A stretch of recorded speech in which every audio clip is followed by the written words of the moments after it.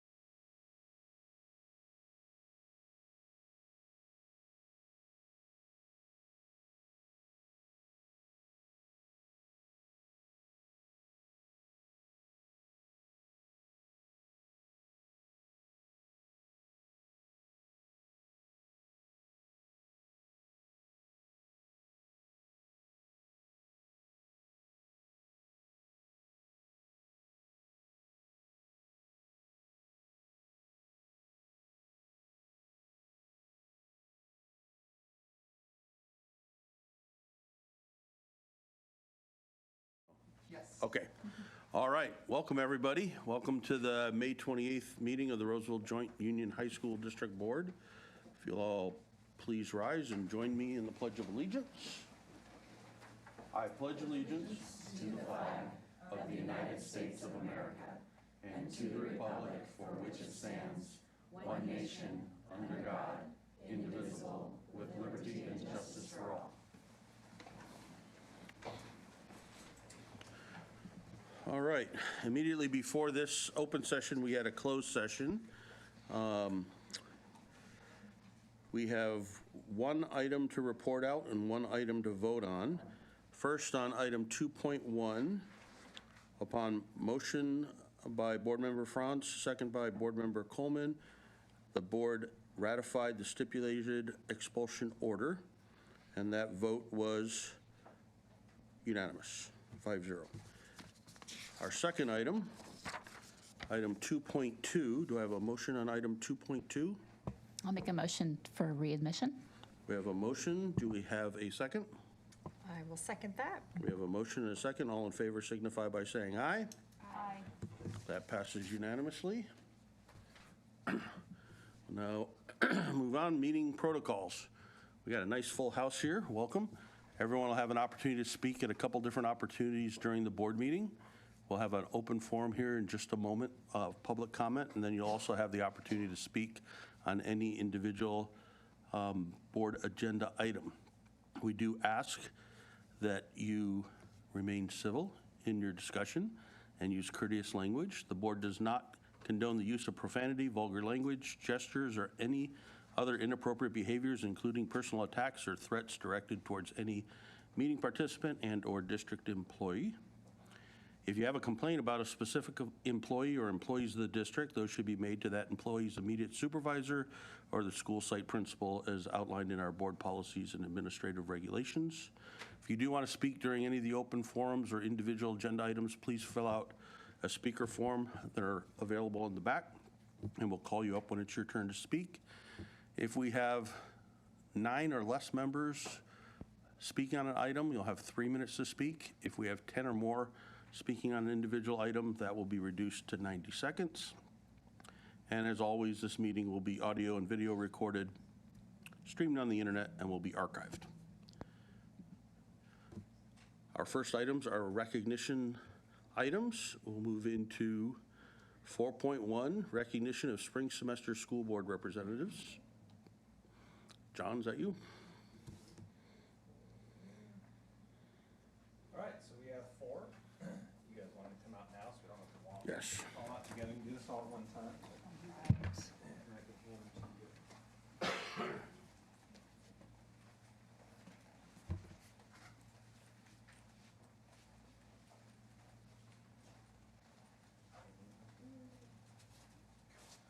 All right, our first one, hopefully she's here in the audience somewhere, Sarah Richards from Pathways.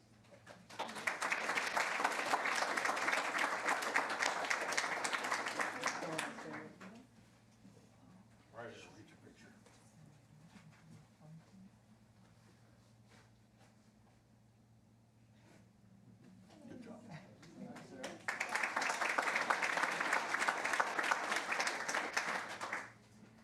Next we have Carson Casey.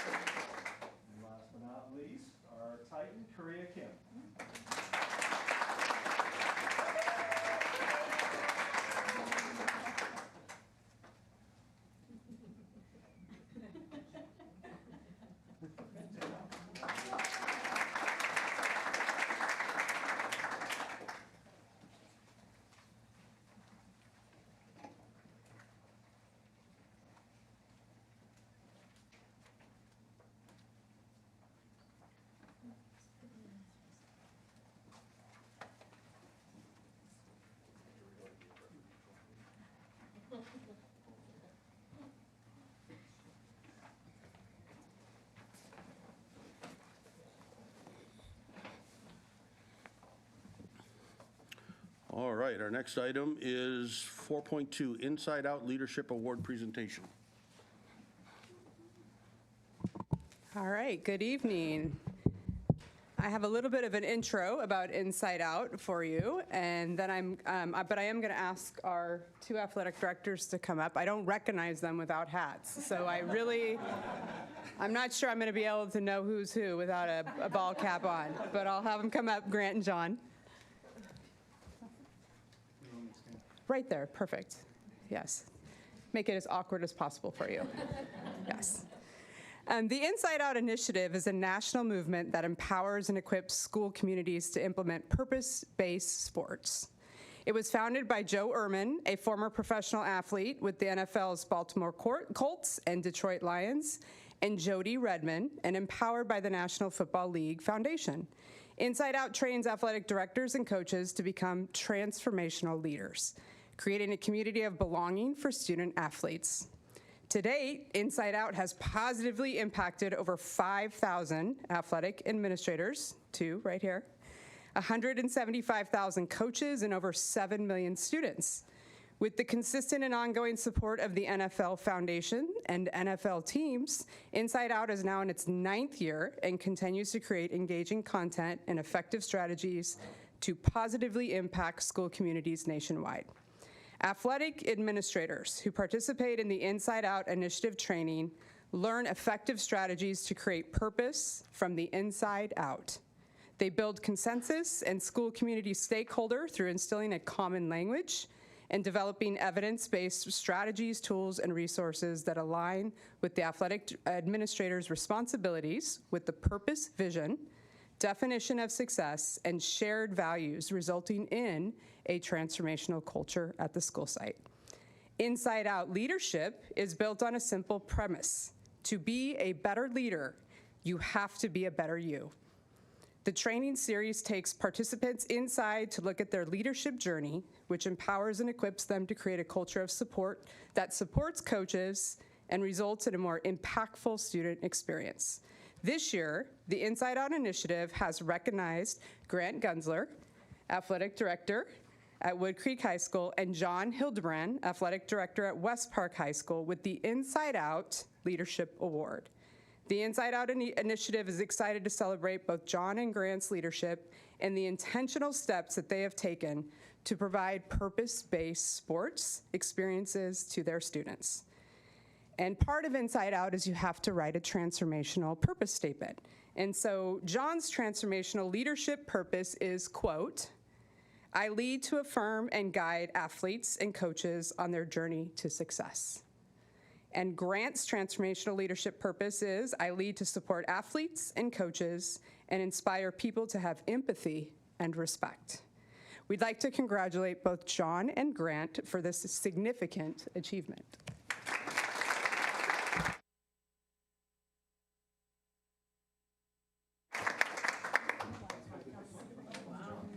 Yep, before we come up, I know we had a couple board members that wanted to make a couple comments. First, I wanted to say, as a dad of 5 high school athletes who went through various programs over the last 9 years, I really appreciate the efforts that everyone has made in making this change.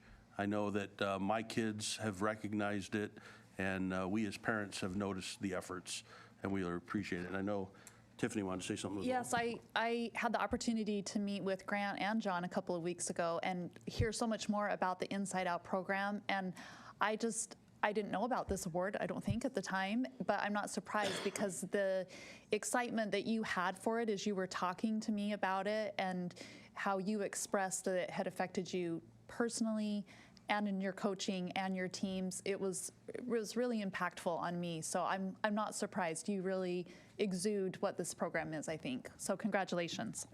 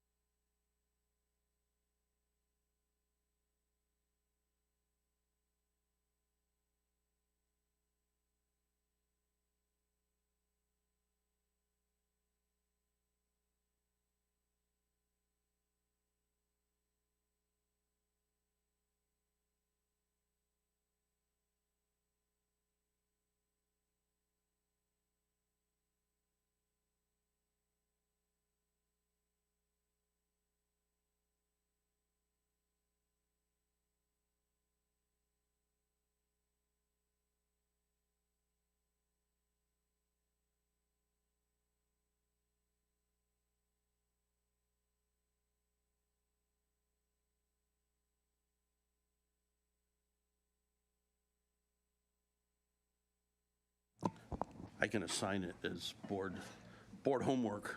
No. All right, we're going to move on to item 5.1, our board expectations, and Heidi is going to read those for us. All right, I got to read them off the wall because my computer decided to shut down. But our board expectations: prepare all students for life, college, and career. High-quality academic opportunities for all students. Support student academic success. Engage in partnership with families and the community.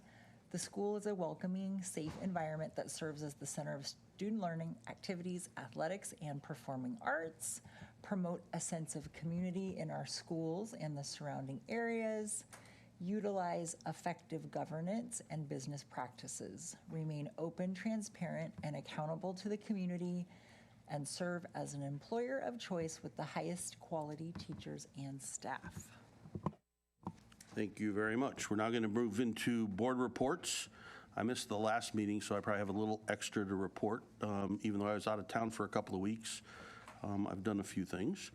I've been working with our staff on the superintendent evaluation process. Hopefully, when we have our meeting tomorrow, we're going to wrap that up and it'll be ready for presentation to the board.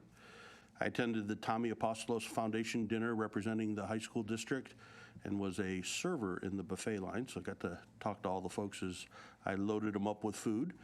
Had a chance to meet with the SRO supervisor for kind of an end-of-year wrap-up discussion about how things have been going. Had the opportunity to have some great conversations with some Granite Bay students from the Granite Bay Gazette on a variety of different topics the board has been discussing over the last year. Went to the Oakmont AMA Awards, both as a dad for my daughter, but also for all the other kids that were there, and enjoyed that. Had an opportunity to meet with a number of students from Roseville High School. I attended the retirement reception and dinner for all of our retirees this year. Then I was able to be a panelist with the Placer County Registrar of Voters. They put on a voter information day at our local high schools. I did it previously with Oakmont, where I had a great time embarrassing my daughter in front of all of her friends. But this time I did it at Granite Bay High School. We had 220 students come through the voter information panels. And in addition to the Registrar of Voters, they had both Republican and Democratic Party leaders there to talk to them. What I was really impressed with is how passionate our students are and what very good and challenging questions they asked all the representatives. So it was very interesting and exciting to see them as they prepare to vote in their first election here in November. And then just recently here, a couple days ago, I participated as an interviewer at Oakmont High School for the Health Academy exit interviews. For those of you board members who haven't had an opportunity to do that, I encourage you to do that next year. It's really great to see the students as they're culminating their learning and getting ready to go out there in the real world. Very impressive young adults. So that's all the stuff I did. Let's start on this end, and then we'll work our way across. If anyone else has updates. First, I want to just shout out to Carson, Sarah, Sneha, and Kriya. Good luck to you. And just based on proximities, it was always a pleasure to speak with you and chat. So I just wish you well. I will just highlight one thing. I also did the mock interviews over at Oakmont with the Health Academy, and they were just fabulous students.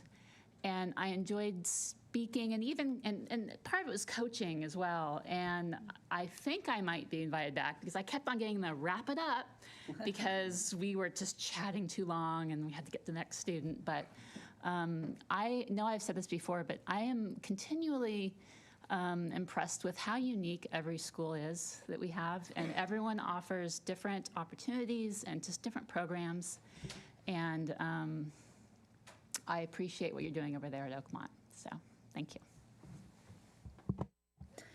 The past couple of weeks have been so exciting for me, as with all of the just end of year buzz that's going around, and I'm sure all of you are exhausted because of it. But as I was thinking through many of the opportunities that I've had, I thought about in terms of our board expectations, and each one of them I saw how it reflected back on our expectations, and I just was so grateful for that, to see that come through.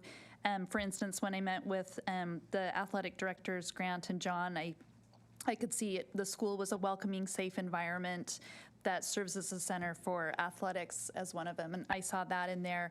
Then I had a great visit at Roseville High School, which was really, really fun. And I will just say, if you want fun, fast, fascinating, or superlative facts about Roseville High School, ask Ashley Sarin. She was just popping them off everywhere, and it was so fun to feel her excitement for the school. And it was there with Assistant Superintendent Karas, and it was really fun. She had amazing facts about Roseville High School. I was also appreciated the initiative taken at the school. We met John Fuller and learned about his connection with Bosch moving into the community and how he had connected Roseville High School with that. And I also appreciated Ashley told us how she utilized city resources to put bark in the planters for the beautification. And to me, that just reflected that just working with the community and being part of the community and also offering the high quality academic opportunities. It was total luck, but they had, right as I was leaving, a transition of the English learner students who were, I don't know the technical term for it, where they graduate, or reclassify, that's what it is. So I said, ooh, can I come into that? And I loved seeing the families there, so excited to see their students reclassifying, and that just went back to community and academic success. So there's more, because you guys know you've been at all of them, but I've just been so impressed at the Academic Merit Awards, seeing our communities come together. The CTE Expo at Antelope High School was amazing, and Titan Pride, it was really fun to go do that. So thank you so much for providing these opportunities for the students and welcoming us in to participate with them as well. It's really, really so enjoyable, and I'm really grateful and impressed, so thank you. All right. Well, it is the end of the year, fun, excitement, and it's the celebrating in the awards night. So I was kind of attached at the hip with Tiffany the last couple weeks, and we got to go to the Roseville High Awards night, which was huge. I didn't realize how many scholarships there were and just how many awards there were going to be. So I came home hyping it up to my kids, like, did you know that Roseville High has the most scholarships because they've been around the longest? I didn't know that. And so it was really exciting just being there and seeing kid after kid. Some of them I've known since they were little kids, and they're all grown up and getting their awards. So that was a really special evening. And then the three of us passed out Titan awards over at Antelope High, and that was fun because it was like the surprise visit, and you just pop into the classroom and the teacher doesn't know you're coming and the kid doesn't know why you're there, and getting to read a nice little statement because the teachers nominate the students for the award. So that was very I'd never gotten to do that before, so it was new and exciting. And then we walked over to the CTE fair and learned what was going on with that. And the kids are just, I know we say it all the time, just so impressive. The things that they're learning are so amazing. Feels like college more than high school to me a lot of times.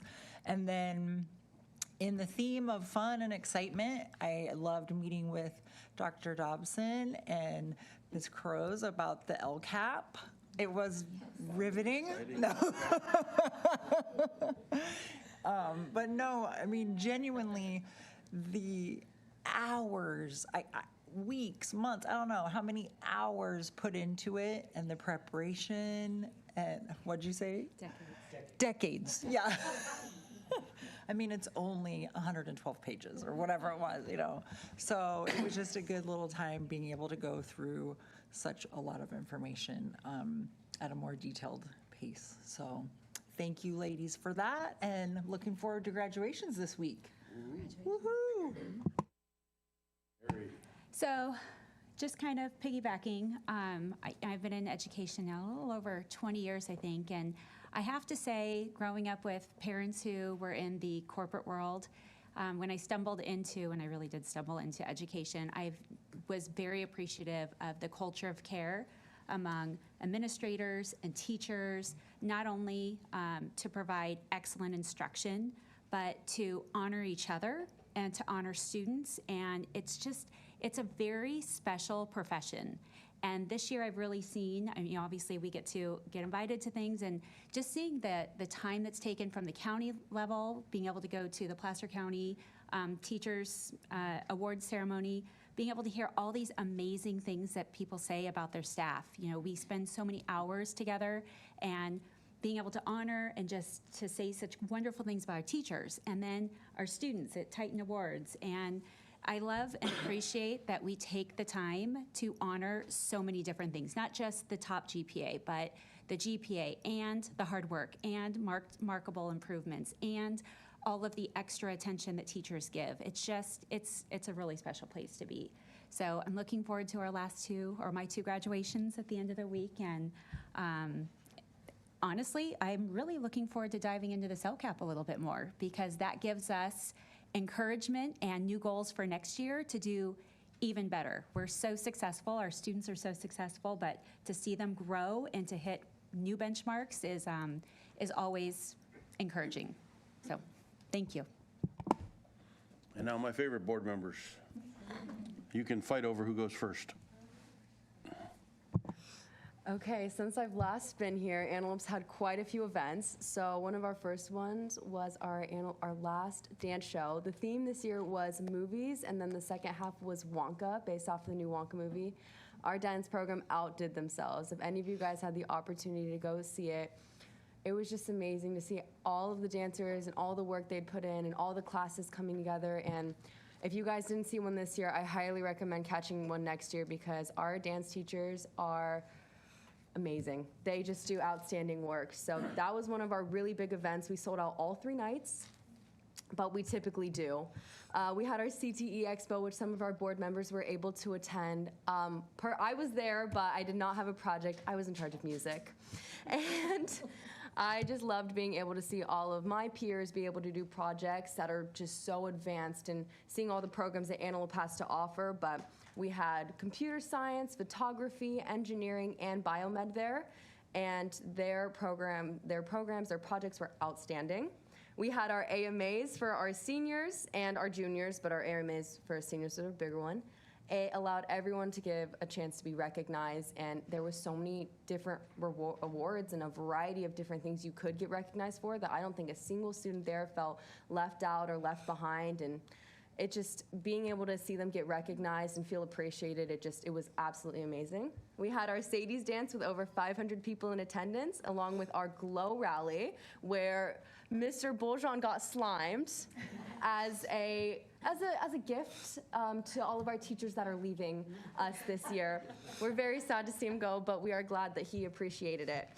And then last, we have our graduation. It's a busy time for us seniors, but we had our very first practice today, and then we have checkout tomorrow and our last practice and graduation on Thursday, and I'm excited to see some of our board members and staff there. So that's Antelope.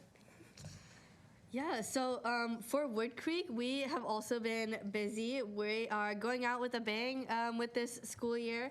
We've been really spirited. We had a senior spirit week, and then we've also had 2 dances within this last month. We had our senior ball and our night on the quad, more casual dance as well. So it's been fun. But currently I am a senior, so it has been a bit less fun for me because of a lot of senior events, which is fun but also sad, because just tomorrow we're having our senior breakfast, our senior field day, our senior sunset, our senior grad walk. Too many senior events, but I'm so excited for all of them. But yeah, definitely it is hitting hard, and also on top of that, finals. So I know a lot of the other students that are not graduating are also just really stressed about finals. So our student government, just today we had therapy dogs come in, which they did last semester as well. So that was fun. But overall, it's been a pretty fun time. we also had our move up rally where each of the grades move into different grades spots and the seniors leave.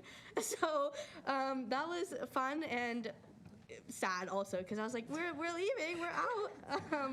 Kind of crazy.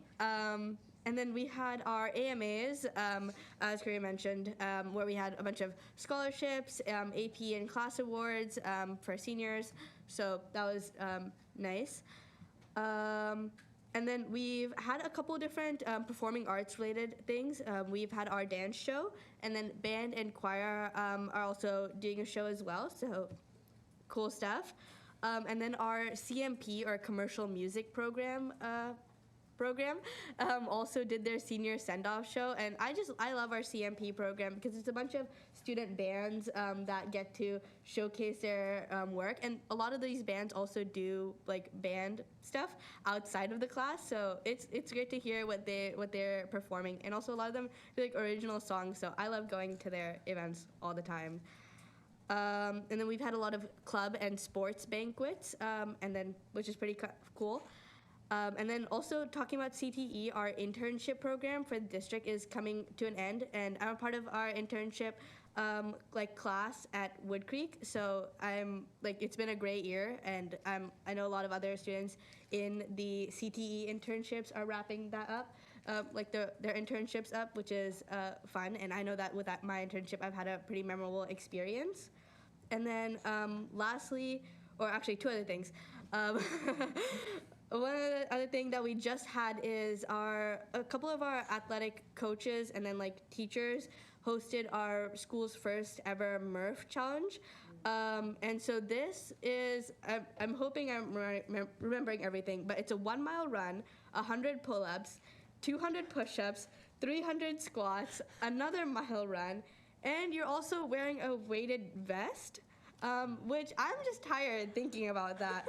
But yeah, we had a lot of participants. I think we had around 50-ish participants and spectators, all that came together to honor Lieutenant Murphy and just to honor, to honor Lieutenant Murphy and to raise awareness and money towards this cause. And it's the first time that we've done this, and so to see all that participation for it being the first time was really great to see. And all the proceeds also went towards the Wounded Warrior Project, which is also really important to support. And then just the last thing, we also got our yearbook program has been working really hard all year. So we got our yearbooks. I have a prop. I love our school's yearbook, and I just wanted to shout them out for all the work that they do, because how cute is this? I have blank pages so everyone come sign my yearbook. But yeah, that's about it. Great. I love hearing about all that stuff. My youngest is a senior this year, and it's great because she hasn't been home in weeks. She's doing all those things like you guys. So looking forward to her graduation this week as well. Thank you both very much. We're going to miss you. You two out there. Although I'll see Carson in the morning. I see her at Starbucks. So until she goes away to school. All right, we're going to move on. Let's see if our superintendent and cabinet can outdo those board reports. Yeah, probably not going to happen. I don't have a cute yearbook. But some cool things. First, we had the opportunity last week to surprise 2 staff members with the superintendent from Placer County Office of Education to recognize the Placer County Teacher of the Year, Lisa Vaughn, math teacher at Granite Bay High School. So she will be representing us in the state competition. And then we had another winner, which was in the custodial maintenance group, and that is Jonathan Tanner, who's the day custodian at Roseville High School. So both of them were recognized with surprise visits with staff, and we're really excited about both of them. And then, again, real quick with John and Grant, I mean, when we started this in 2018, John really ran with it, and the team at Wood Creek, and really made it shine and became the model for the district. And then John taking it to West Park and doing book studies with families before the school even opened, and then Grant taking it to another level at Wood Creek. And so I'm just real happy for both of them and the work they're doing with that. it's a great honor that they were able to represent our district on a national level with that award. And again, our board reps, thank you, appreciate you. I'm jealous because of all the good things that are waiting for you in the next coming years. So again, thank you for all you did for us here and representing the student voice. And you guys have set a bar for the other students now. So congratulations to you and good luck to you. And then last but not least, because I can't be at all of them, we have graduation at the end of this week. So one, good luck to our principals and their speeches. Because that's the thing they're probably all proofreading right now.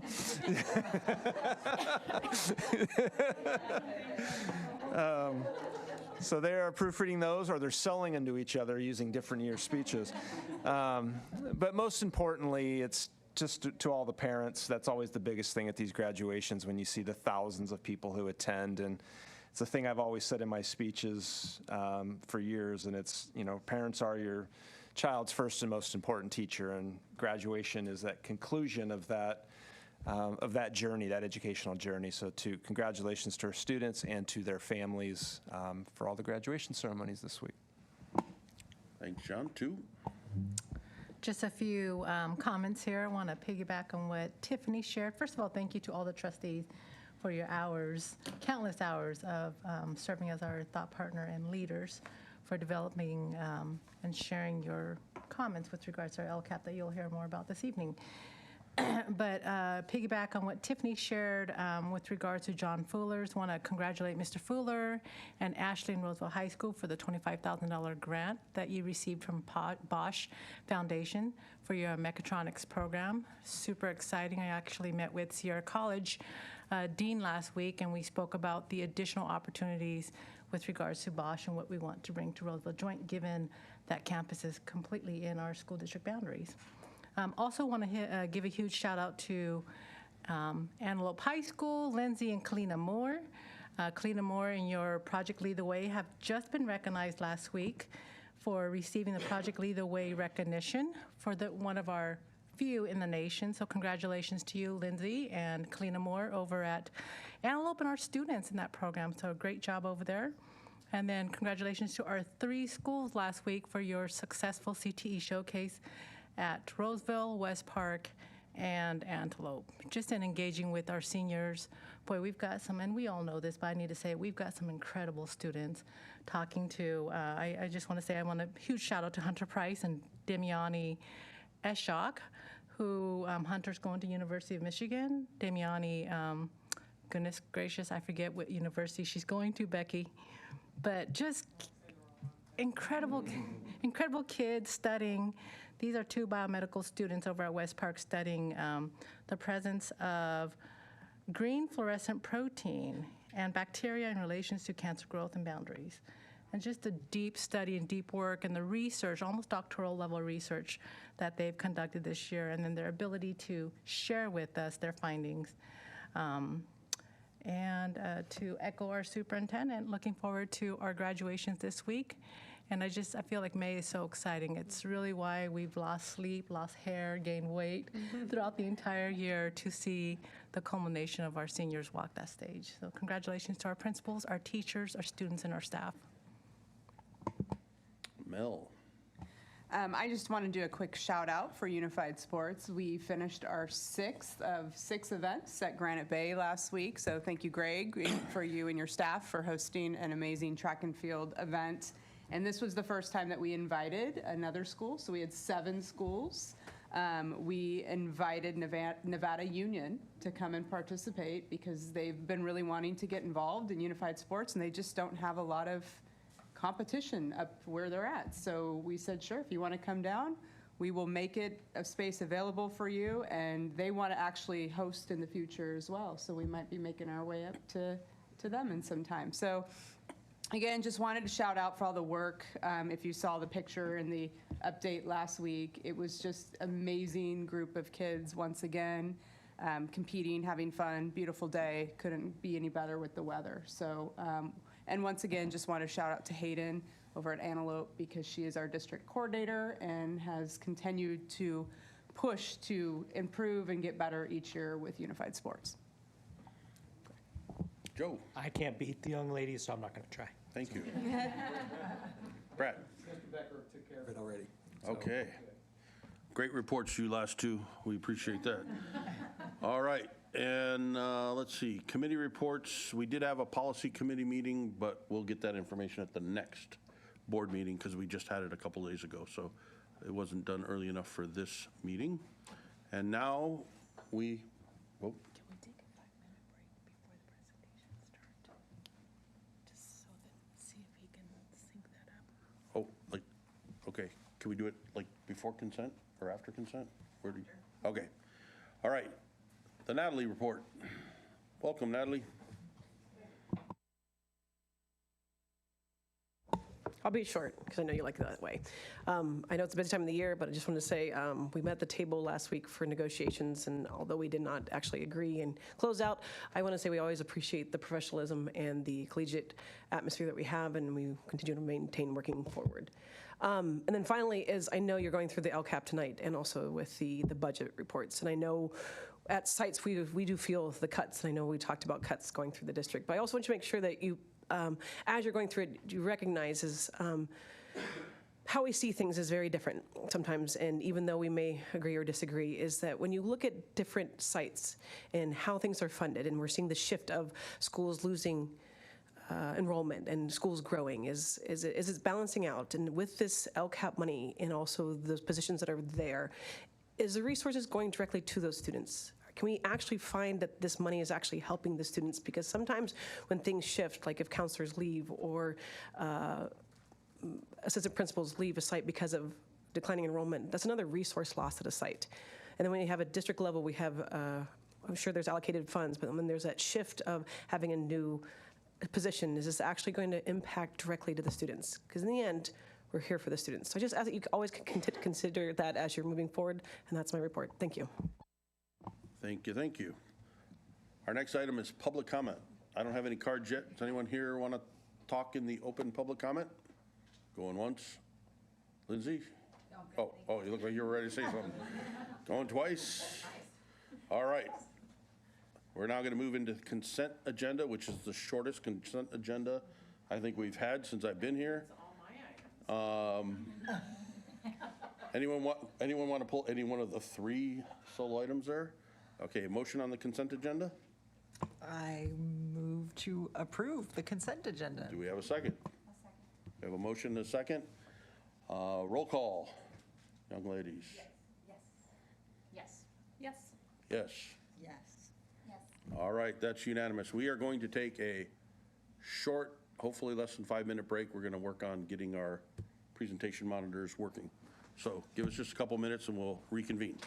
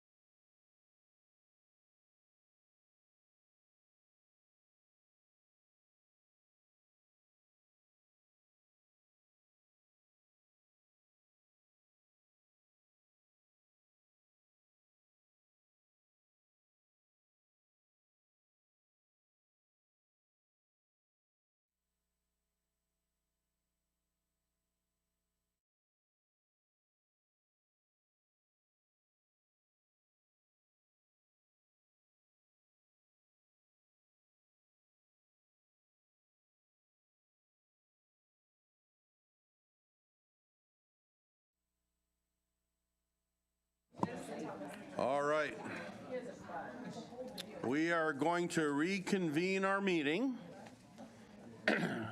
So we are on our public hearings. Our first item is the LCAP, the Local Control Accountability Plan public hearing.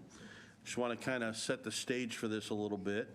Several months ago, the board had preliminary discussions on the LCAP and gave sort of a set of broad directions to our superintendent and staff to go out and take the steps and meet with the folks we used to call stakeholders. Now I think we call them educational partners, but essentially everybody who has a stake in the outcome of what we're doing. And so there's been literally hundreds of hours put into these hundreds of pages that we have in front of us tonight. There's a couple of steps in this process that are still to come, and I'm sure they are going to remind us of all of that. But I want to remind everyone this is sort of a state mandated process that we go through. Even the forms and the boxes on the forms and the format, it's all pretty much mandated by the state. And from us, we as a board, we're at the point now where it's our job to review and approve, or I'd like to say sort of ratify, because all the work's been done for us on this LCAP.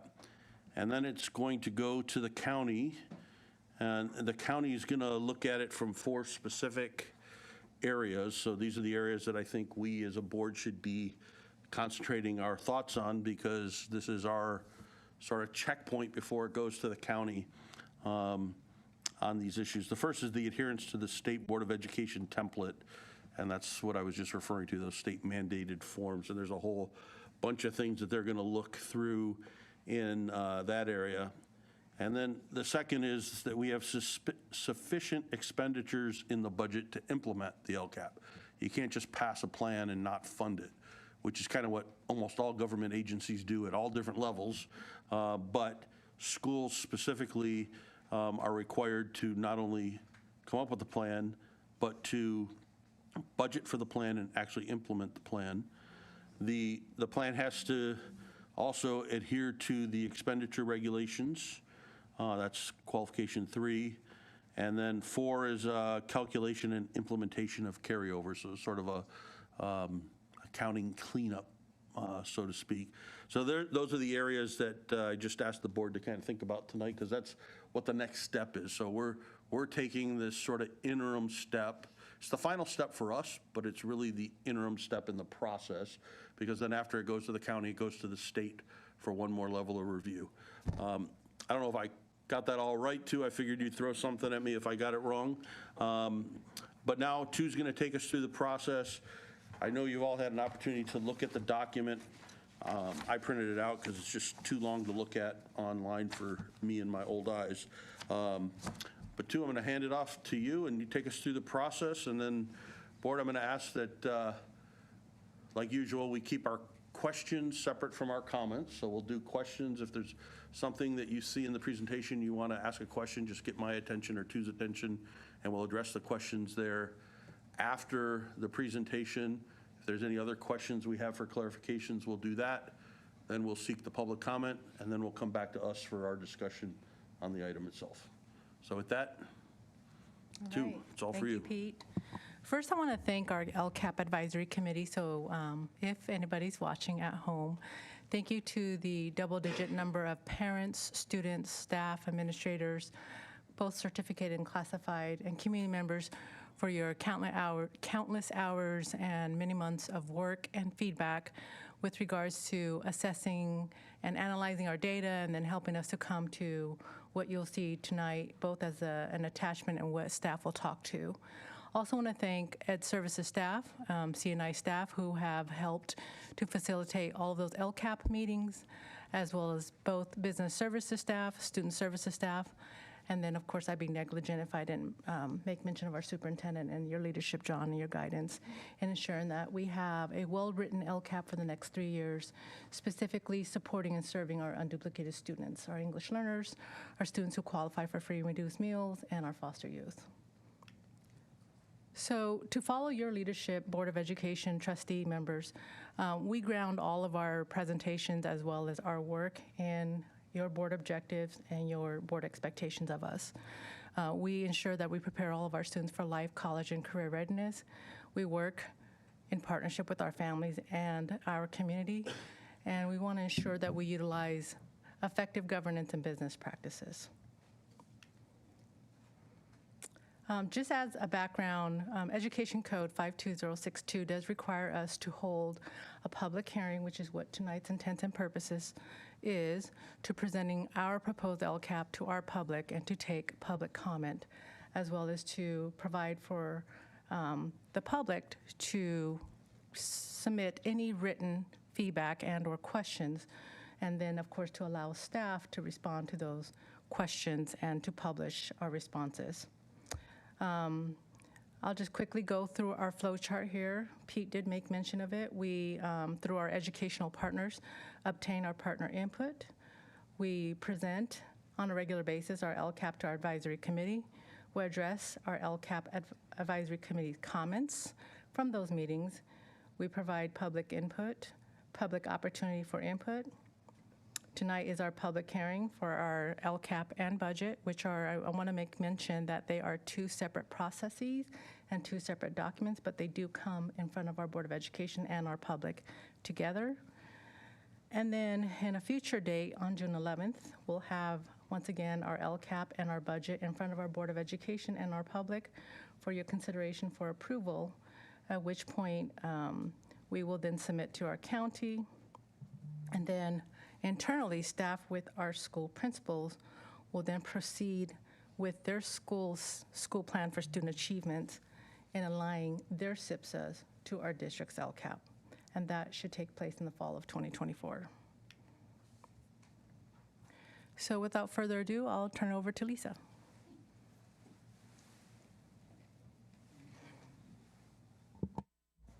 All right, thank you. At this time, what we'd like to do is just kind of take you through an update on the final year of the LCAP plan that we are actually closing out from the 2021-24 school year. Just as a reminder to you, if we can get this to... There we go. It likes me. There it is. Just a quick reminder of our summary of goals from the 21-24 school year.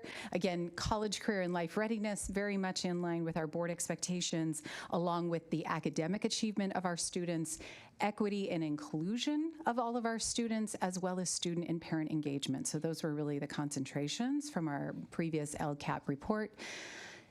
Now that we've got some of that, what we'd really like to do, now that we've come to the conclusion of that cycle, is to really highlight some of the things that we're very proud of and some of the accomplishments during that time. So a couple of highlights from each of those goals. From goal 1 on that college and career readiness, we're very proud of the work that we accomplished over the last few years with regards to our dual enrollment program expansion. One of our concentrations in that action was also our CTE enrollment, completion of pathways, so seeing an increase in that regard.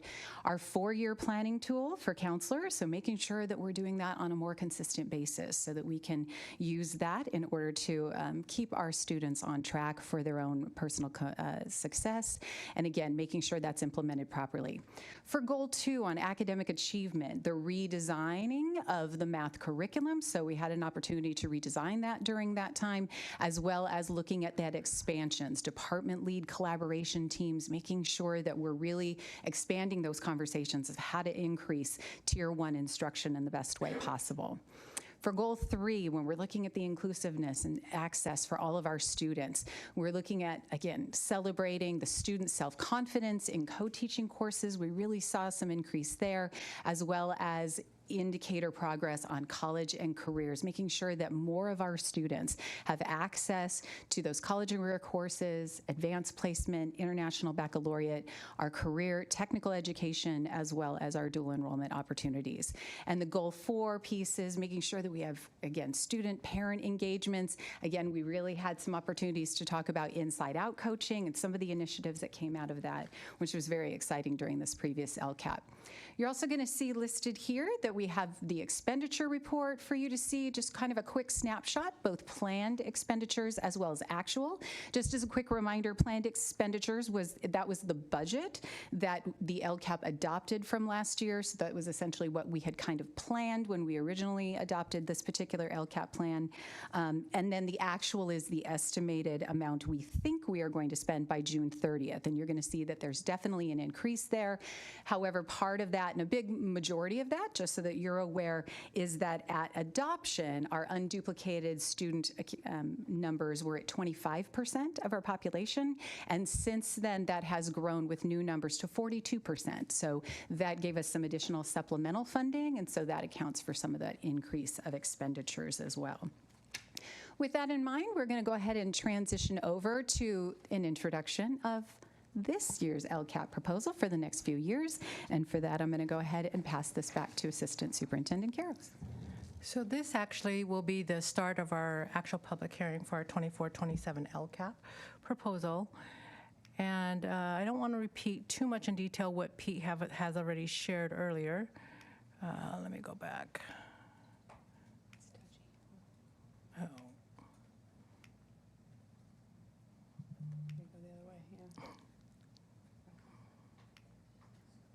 Oh. You're going the wrong way. Yeah. That way, yeah. This way. Keep going. Keep going.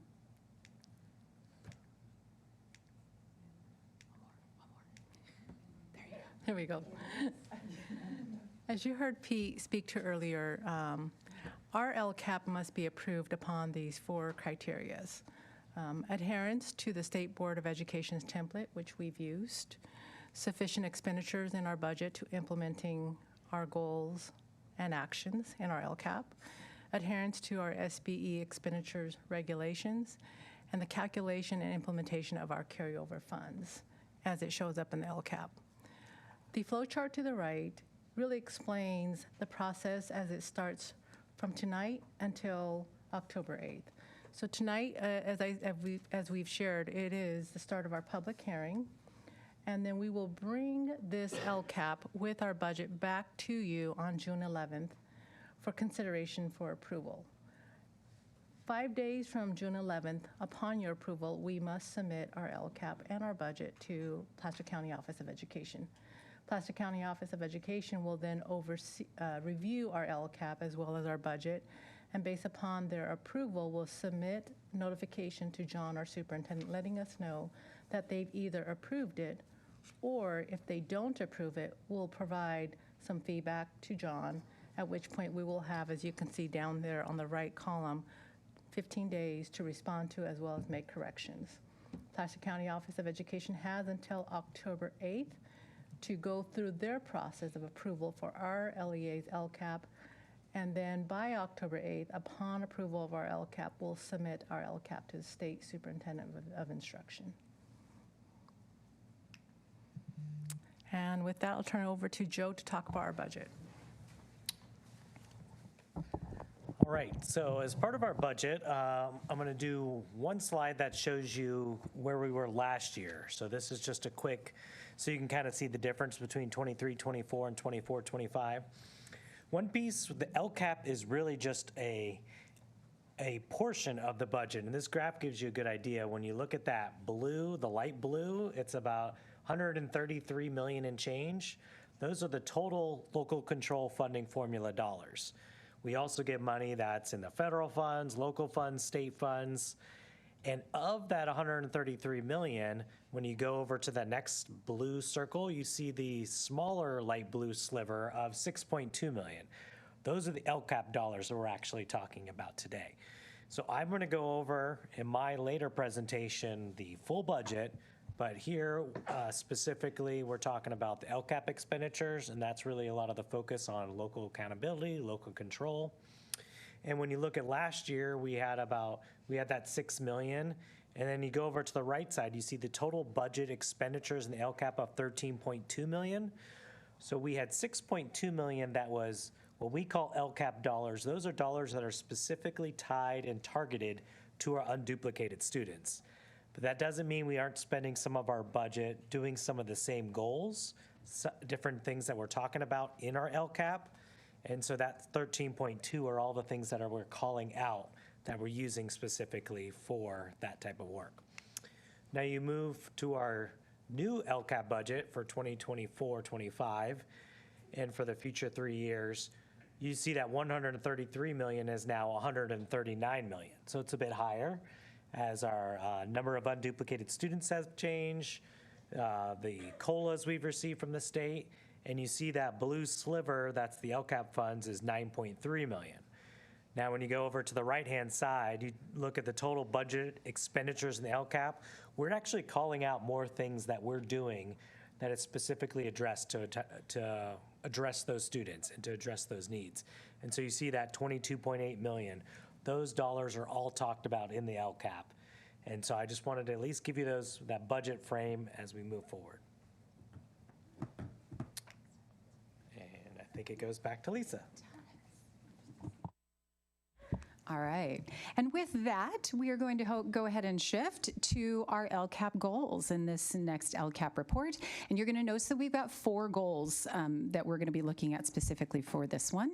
Again, very much in line with our attempt to align ourselves with board expectations. We want to continue to make that first broad goal for all students, college, career, and life readiness, right? Making sure that our students are successful beyond high school. Goal 2, student access and achievement, making sure that our students have access. And we're going to talk more specifically about each one of these as we move through. Goal 3, student support, parent involvement. As we've mentioned before, again, nothing is done in isolation, right? This is definitely the village. So we want to make sure that we're establishing partnerships across the board with all of our educational partners. And then also a focus goal, which is our goal 4. We'll talk more specifically about that, which is to improve those academic outcomes for students at Adelante High School. Now, when we look at each of these, and we've mentioned this before, again, this process does not happen alone, right? That's one of the most important things. So what we're going to be sharing with you are goals, actions, and metrics, and all of these are determined in partnership throughout this process with our students, our families, our staff members, because we want to ensure that our decision-making reflects our diverse community needs, and we also want to make sure that we're fostering that support and commitment to the plan itself, and that we all recognize how we're moving together for student success. Now, as part of this process, we had a number of different opportunities to have meetings. So our key group that Dr. Caro has mentioned is our team, our LCAP advisory team. So it's certainly made up of students, parents, and family members, staff members as well, who came together to work on this process. So you can see that that happened from September through April. So in September, we started to introduce and overview the LCAP. Again, what is the process? What's the intent? In October, we started to specifically look at goals, right? What are these goals? Are these going to work for us? Looking at our metric data, looking at those details about where are our students being successful and where are those gaps? Where are those places we could be doing a little bit better, and having those conversations with our partners.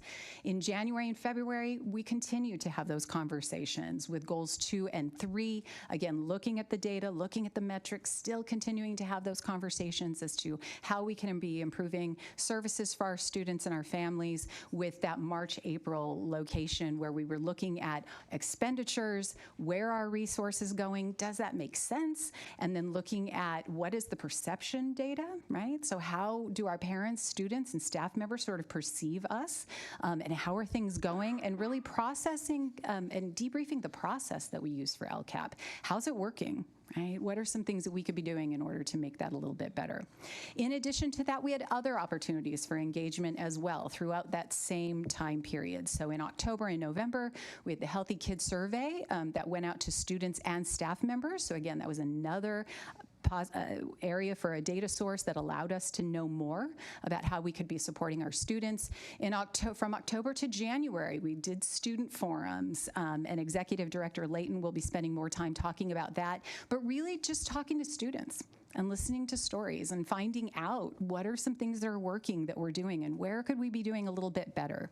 In January, we surveyed all of our educational partners. So again, we sent that out to everyone within our community for students, staff, and community members to, again, continue to get that feedback, continue to learn more about how we can be doing. February to April, we're looking at parent feedback, staff feedbacks. We're reaching out to our SELPA partners at the County Office of Education, SELPA looking at special education specifically and how we can use that to support our work, drafting the LCAP plan, so you saw that as well, and of course, May through June, we're here for our public hearing and board approval, and that's kind of a rough idea about our timeline.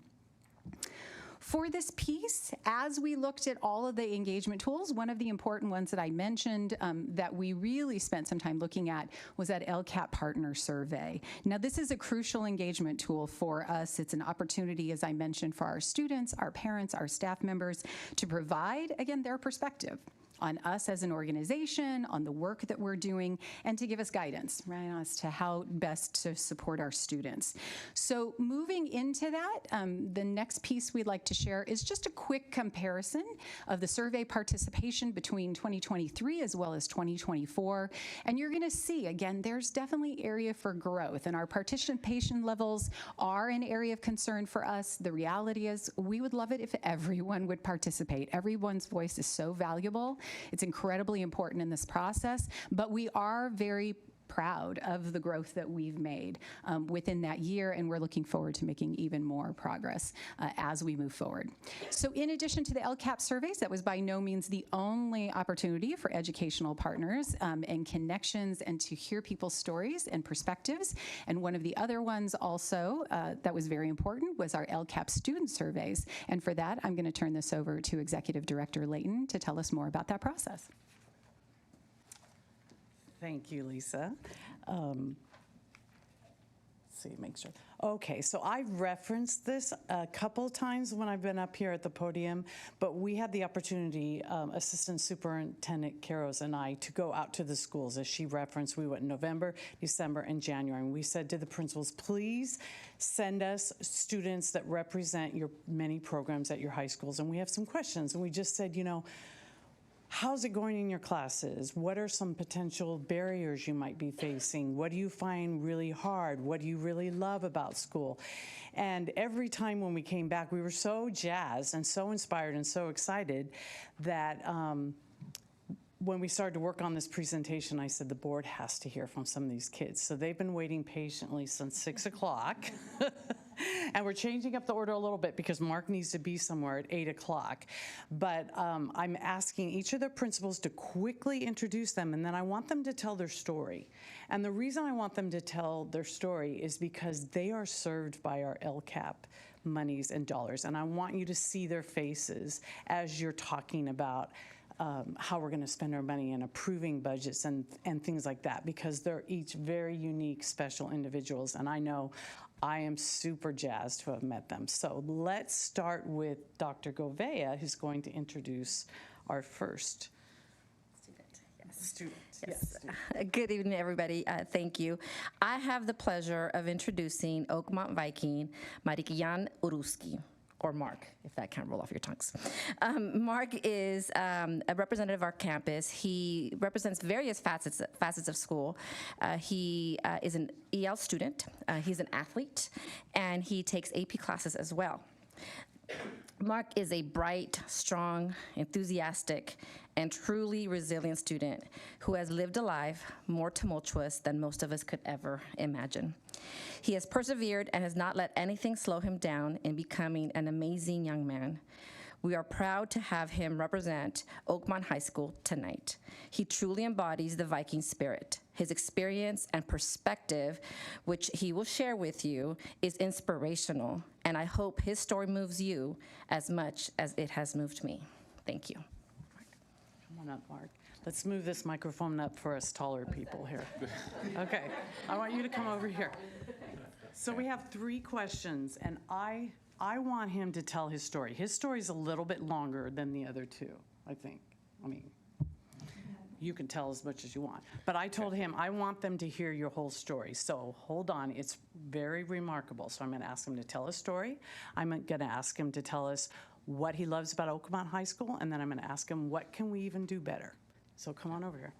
Okay, thank you. Welcome, Mark. Thank you. So instead of taking really long and talking, I'll just read real quick. So it was February 24th, 2022. Regular morning besides the moment when I woke up from hearing my mom crying and just breaking into mine and my brother's room. The war has started. She said, and my heart dropped. And at the same time, I've heard the sounds of sirens all around the city. The first thought that I had, there's no way. But as soon as we realized it was true, we went grocery shopping because we didn't know what is going to happen.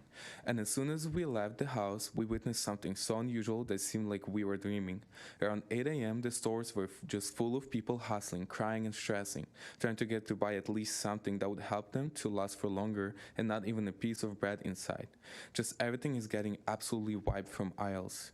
And after witnessing all of this, my dad, even though it's so unusual for him, decided that we have to run. We were protesting because we loved life that we had, but it was a decision my dad made, and we as his children obey. We packed all that we could and left everything behind, our house, friends, our dog, our country. But turned it out not so fast, because in a couple hours of driving, we stuck in 20 miles line of cars, where we spent 3 full days sleeping, eating, and living in the car. That was a mess, and all stores around were just empty because people tried to buy everything so they have some food for later. And there was so many that tried to cut the line that my dad and my brother couldn't even fall asleep in the car because otherwise somebody would steal our spot in the line. It was just extreme struggle for my family not to break down mentally, but we had each other and God with us.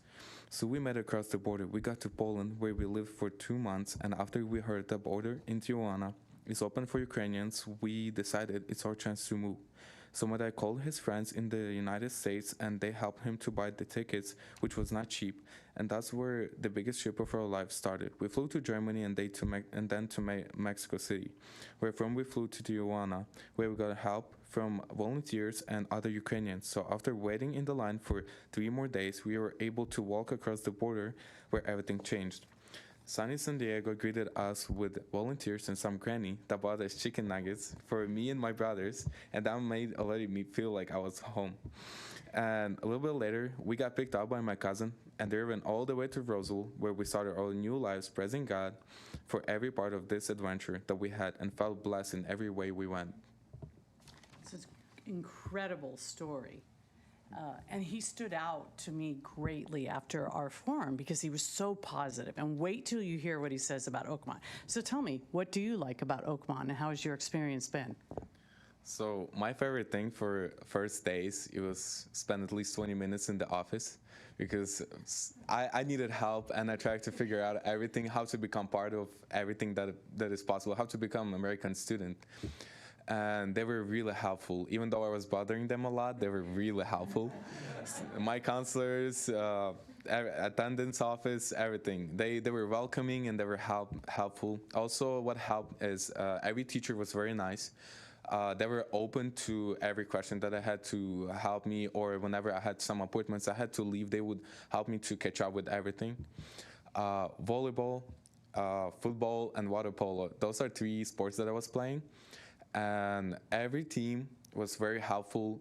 Every student, every teammate, every coach, they helped me to open up and to become part of it. Those are probably my favorite things. Also helping in unified sports. It helped me to also meet other students from other schools and become friends with people that I didn't even know before. It's just so many students, so many people, and so many different stories. It was very helpful. And where might you be going to school next year? I'm going to Jessup, William Jessup University. And have you been invited to practice with a certain team? Yes. So I got to talk to coach because volleyball, I have passion to volleyball, and I love playing volleyball. And I contacted coach, and we talked, and he invited me to some of the open practices. And this summer is probably is when it's gonna start. Okay, great. So What could even make your experience even easier, or what are some ways that we could help you, students like you, Oakmont students? What would you appreciate even more? You've had a great experience. You've been very self-advocating, but what do you think other students might need? So I would like to say that in the beginning, it was kind of problematic for me or difficult for me to open up and start talking to people because of this maybe just fear of failure or being just made fun of because of either my accent or not knowing the language, or it's just hard to reach out to teacher.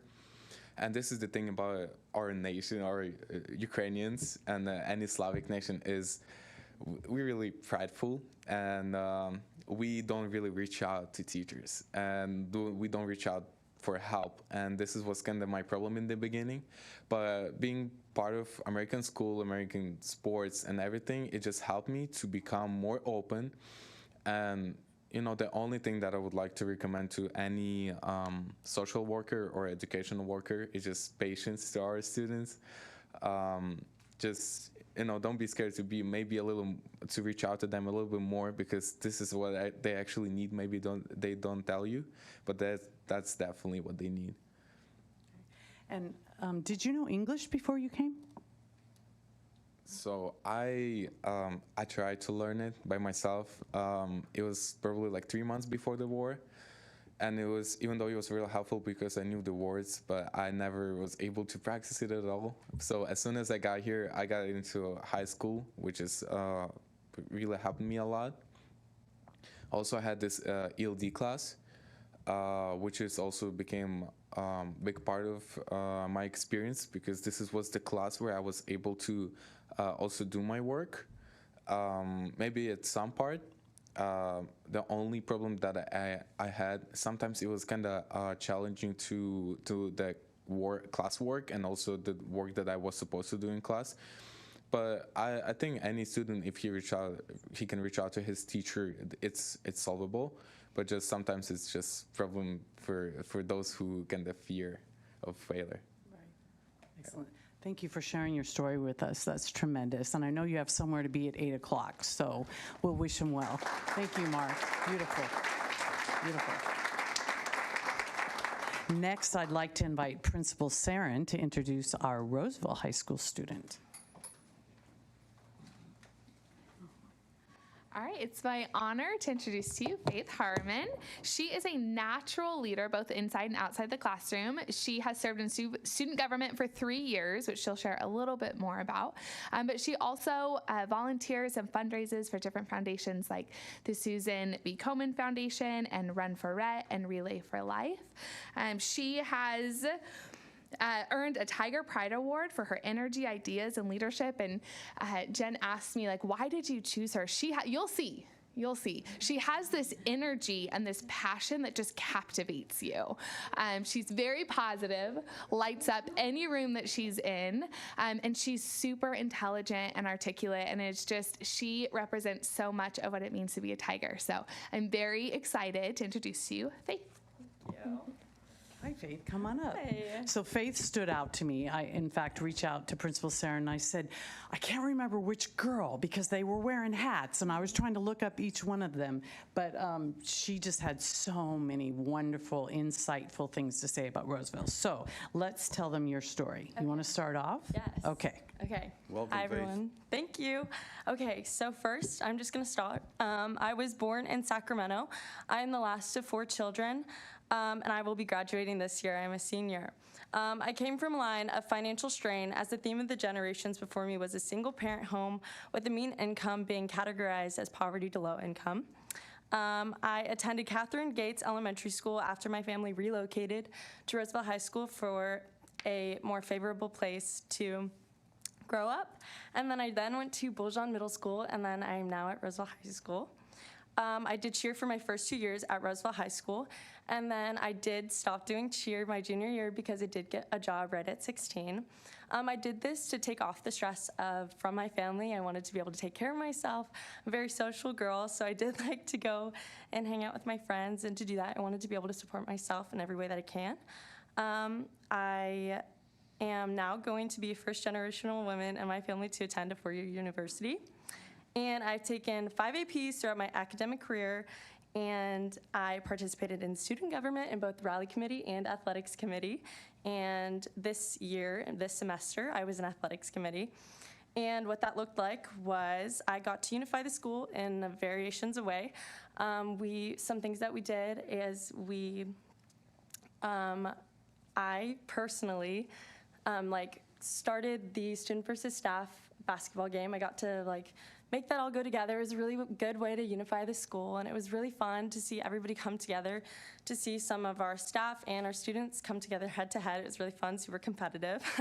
And also I did organize some tailgates before games. This would look like us coming together. We had pizza, we had Lay's, it was a volleyball game against Wood Creek High School. It was super fun.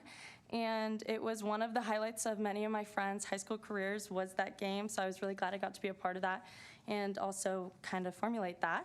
And then I have always just been academically driven, and it's always been a dream of mine to attend a four-year university, which I now am. And this next year I'm going to be attending in the fall UCSB for marine biology. So yeah, that's my story. So one thing that you didn't mention, you sort of mentioned, but you've been involved in so many things, but you did make that choice to get that job. You live with your mom, and you didn't want to put an extra burden on her. And so I think that's really, really awesome that she grew up very quickly, and she's now doing great things. Yes. You pretty much talked about everything that you're involved in, but what do you love about Roseville High School? Okay, so some things that I love about Roseville High School, which is a lot, guys, would have to be, I would say, our community and our inclusivity. I feel like the staff, I feel like the counselors, I feel like everywhere you look in Roseville High School, there's a lot of heart. Even in the students, I know I've met some amazing people all throughout my years at Roseville High School, and I know I've met some lifelong friends as well. I would personally shout out Miss Pasco. She's one of the counselors. She's really helped me come up and really attend and figure out where I want to go, any questions I had.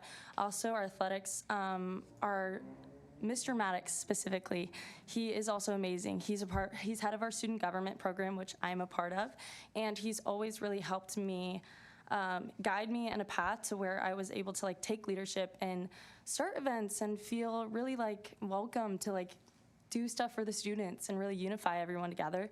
So I would say that, but I would also say the clubs and the wellness center. Also, I know a lot of students really love the wellness center, going there and being able to have that time, and I know it's really effective specifically at Roseville High School. And during my meeting with Miss Layton, I know a lot of people did highlight that as well. I would also like to say, I would like to say overall the community is my favorite thing, and that shows through really with the alumni. Roseville High School has been open for over 100 years, as everyone knows. It's a very old school, but I would just say the alumni even show that they love Roseville High School so much. We see that in the scholarships that they give specifically to Roseville High School.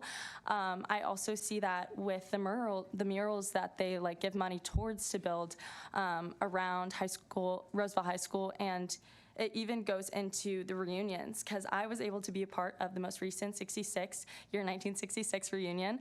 I was able to partake in actually being at theirs. It was held at a country club in Roseville area, and I was able to give them their name tags and talk to them and really connect to them and hear their experiences at Roseville High School. And all I can say is I was enlightened. I was really happy, and I feel really connected to them as well, that we were able to go to the same school and share such amazing experiences. And I was then able to go to Roseville High School the next day with them and give them a personal tour of Roseville High School, what it looks like now, and connect with them even more. And all I can say is it was one of the best experiences of my senior year, and I'm really glad I got to be a part of that. And that just shows the culture and love that Roseville High School has and how it comes from all the way to 1966 to now. And I just hope it gets to continue to happen, yeah. So you can tell she's a little bit on the positive side.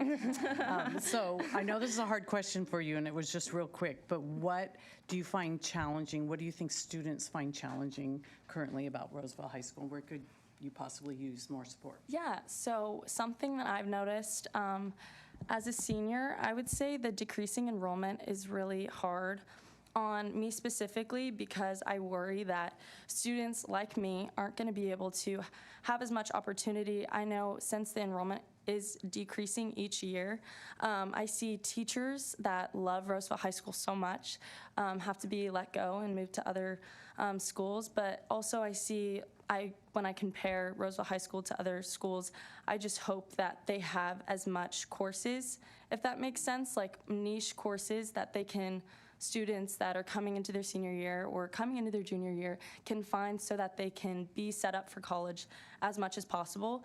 And that's something that I was afforded, but even some classes I see or courses aren't given to Roosevelt High School. So I would just hope that students coming in can also have those same opportunities as I have and as other schools around. Yeah. All right. Thank you, Faith. Yeah, thank you, All guys. right. Okay. One more. I'm going to invite Principal Cutts up to introduce Caden. Caden, come on up as well. Right here is perfect. Okay. Hi, everybody. So Caden's going to talk to you about his specific involvement on campus. There's a lot of it. But I was thinking about how I could introduce him, and I wanted to kind of describe a day in the life of Caden. And this is just last Friday.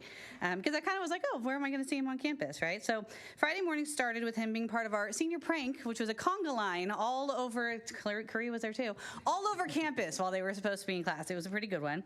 So he was part of that. He then conducted the band at the rally, because he is our drum major. And then he changed out of his rally clothes into interview clothes because he was part of mock interviews because he's part of our internship program. I think he got to go home and maybe take a nap or have a snack, and then he was back helping with our Sadie's Carnival and dance that night. So he is a very, very busy guy involved in a ton on campus. He was also the recipient of one of our Top Titan Awards this year. It's a award that we give. It's school administrators and department coordinators vote on our top 4 seniors who really embody what it means to be a Titan. And so Caden got one of those this year. He is kind, he is inclusive, he is so, so positive, and he is the kind of student that I wish that we just had hundreds of at Antelope High School. So that's Caden. Okay, come on up, Caden. I added a little bit. You what? No, you'll find out. I found out a little bit about myself. Oh, yeah. You got to tell us your story, so you're on. Hello. Today I'd like to begin by saying I have never nor will I ever find my family to be a burden. To know who I am, you must know where I come from. I come from a family of invisible struggle. Within my family, you see things like ADHD, addiction, like just all kinds of autism, and all kinds of struggle you never see by just looking at them. Today, I find myself speaking mostly about my siblings, where they range from anxiety, depression, autism, to all different kinds of struggles, and how I've had to work with them. I've worked with them to grow within their classes as themselves and learn how to navigate the different disabilities. With those disabilities, it has taught me how to connect with different people and how I can learn to strive within myself. This has promoted me to actually become more involved with my school and work really hard. It's pushed me to join our CTE pathways, our AP classes, dual enrollment, as well as college summer classes. I've become our captain of both my volleyball club team and my high school team. I work very hard within the band at our school as section leader and then becoming our award-winning drum major within our school. I am part of our biomed pathway as well as our club, and I'm president of the club, and I work very hard as a part of our internship. From there, I've pushed myself to even further heights, becoming California Boys and Girls State alumni, as well as doing a paid internship in Baltimore at Johns Hopkins University.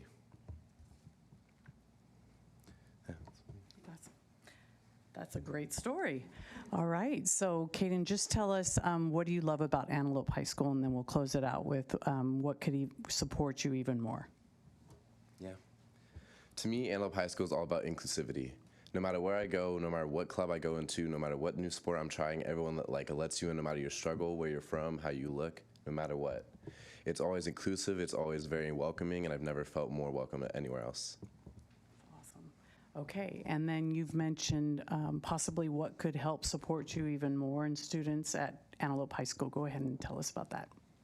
For me, and especially my siblings, with all their different struggles and the struggles I've had to deal with them, sometimes it's very hard to reach out to teachers and to other staff members.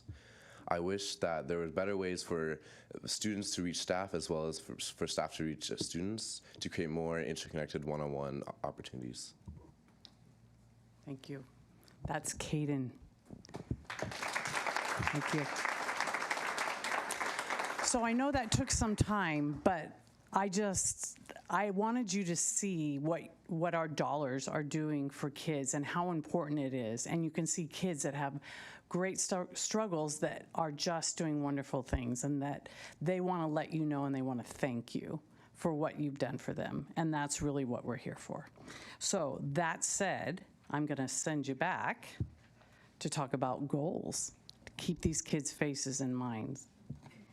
That's on me? Yes, it's all you. Thank you. All right. So as Executive Director Layton said, that's the reason we're here. Right? These are the partnerships, these are the stories that helped lead us to the goals, the actions, the metrics that we're very proud to share with you this evening. So as I mentioned to you before, there are 4 goals for this year's LCAP plan. Goals 1 through 3 are what we consider to be broad goals. And broad goals mean that they're designed in order to touch the lives of multiple students, if not all of our students within the district. And goal 4 is our focus goal. A focus goal is specifically to a particular group of students. So just to remind ourselves, again, of each of those, we want to make sure that our students for Goal 1 are college, career, and life ready. Goal 2, we want to significantly reduce and ultimately eliminate the achievement gap among specific student groups, promoting educational opportunities for all students. For our Goal 3, we want to expand the support for students and increase the parental involvement. And for our 4th goal, by 2027, for our Hispanic and socioeconomically disadvantaged students at Adelante High School, we want to increase the graduation rate by 3% overall, increase the graduation rates of both Hispanic and socioeconomically disadvantaged students by 6% for each group, as measured by the California School Dashboard, and decrease the suspension rate for Hispanic, socioeconomically disadvantaged and white students by 3% as well. So for each of these pieces, we're going to be going into a little bit more depth about each of the goals, not just the description of each, but also some of the actions and how we plan to measure each of these items along the way. And I'm going to go ahead and get us started with that first goal, that college, career, and life readiness. And what we're talking about that, we're really talking about just what we've discussed, right? Preparing those students with necessary skills and knowledge for success. We want them to be ready for higher education, the workforce, their personal lives, wherever their paths happen to lead. Part of the actions that are included in Goal 1 start with multilingual education and English learner support. And in this case, we want to make sure that we're enhancing student achievement. We want to embed study skills in our ELD seminar courses. We want to provide real-time translation devices for parent communication so that we can be more inclusive and engage all of our families in this important work and in student success. And we also want to allocate resources and tools for student support, making sure that we're offering all of our students everything that they need in order to be successful. And we're going to be measuring those pieces through dashboard data to ensure that our English learners are achieving successfully. For our career and technical education offerings and pathways, we want to create structured mentorship programs. And we also want to provide specialized career services and options. Just expand those opportunities, find new ways to ensure that all of our students have access to those. And that dashboard data that we've shared with you before, again, seeing how many of our students are completing those CTE pathways will be something we're looking for in that measure as well.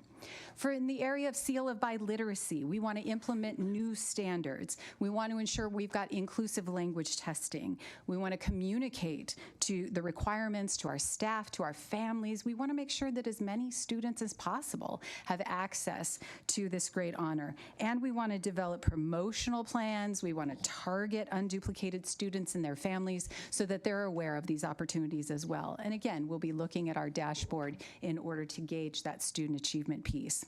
For our advanced placement in IB, or International Baccalaureate offerings and supports, we want to, again, enhance that access. We want to increase the success. We want to expand our AP courses and improve those supports for all of our students. And we'll be looking at those college and career indicators on our dashboard dashboard in order to measure those.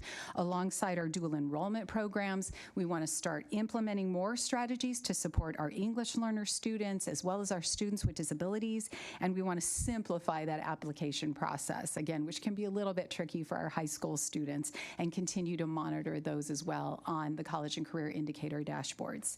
And for all of our college and career courses, we want to increase that outreach. We want to increase that support for underrepresented students and create those tools for the staff and for all of us to improve that communication, so we're making sure that we're meeting all of our families where they are, so that all of our students can be successful. And we'll continue to look at that dashboard data to move us through that as well.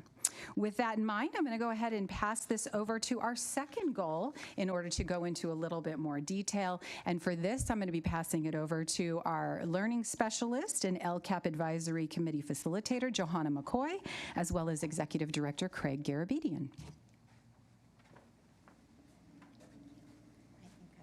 Yes. Okay, very good. Kind of feels like we're presenting an Oscar. I know. Thank you, Lisa. All right, good evening, board and community members. I'm going to speak on part of Goal 2 tonight. So the aim of Goal 2 is to significantly reduce and ultimately eliminate the achievement gap for our unduplicated students. And really, the goal was rooted in the commitment to fostering educational opportunities for all students, and was developed after a comprehensive evaluation of CASP data and also alongside our educational partners. So the first area is instructional capacity building, and there are 6 core action items around student success in math in this LCAP area. And the action items to achieve this goal include a couple areas. So one, targeted professional development in math to enhance teaching and learning outcomes for designated student groups, and then monitoring of the strategy implementation for measurement. In addition, alignment of assessments to measure progress and identify areas for improvement will occur and be addressed with targeted interventions and differentiation.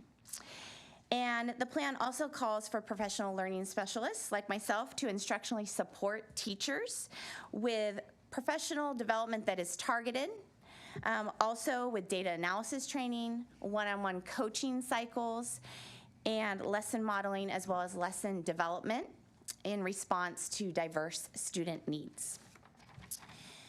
The next action item in this area also focuses on capacity building. And this is really looking at developing site instructional leadership capacity. And this is going to be done through direct instruction and training for effective high-level math instructional practices. And this would be measured with observations and follow-up coaching cycles for math teachers and administrators. And in addition, it calls to implement and support highly effective strategies in all math classrooms. And this would be done through professional development research and also resources for all teachers, and then building capacity with engaging high leverage action habits throughout the entire year. And finally, the last item in this area is to expand articulation with our partner districts. The second area in this goal 2 is for professional development and supports in our core content areas. And so this is with math, English language arts, and then science. And professional learning specialists in this will provide training and support for teachers who are giving interim CASP assessments and then using the resulting data to measure and inform their instruction. Also, professional development for learner-centered deep thinking with a focus on strategies to reduce D's and F's in math. Professional development to support students with significant skill gaps for successful completion of the integrated math sequences.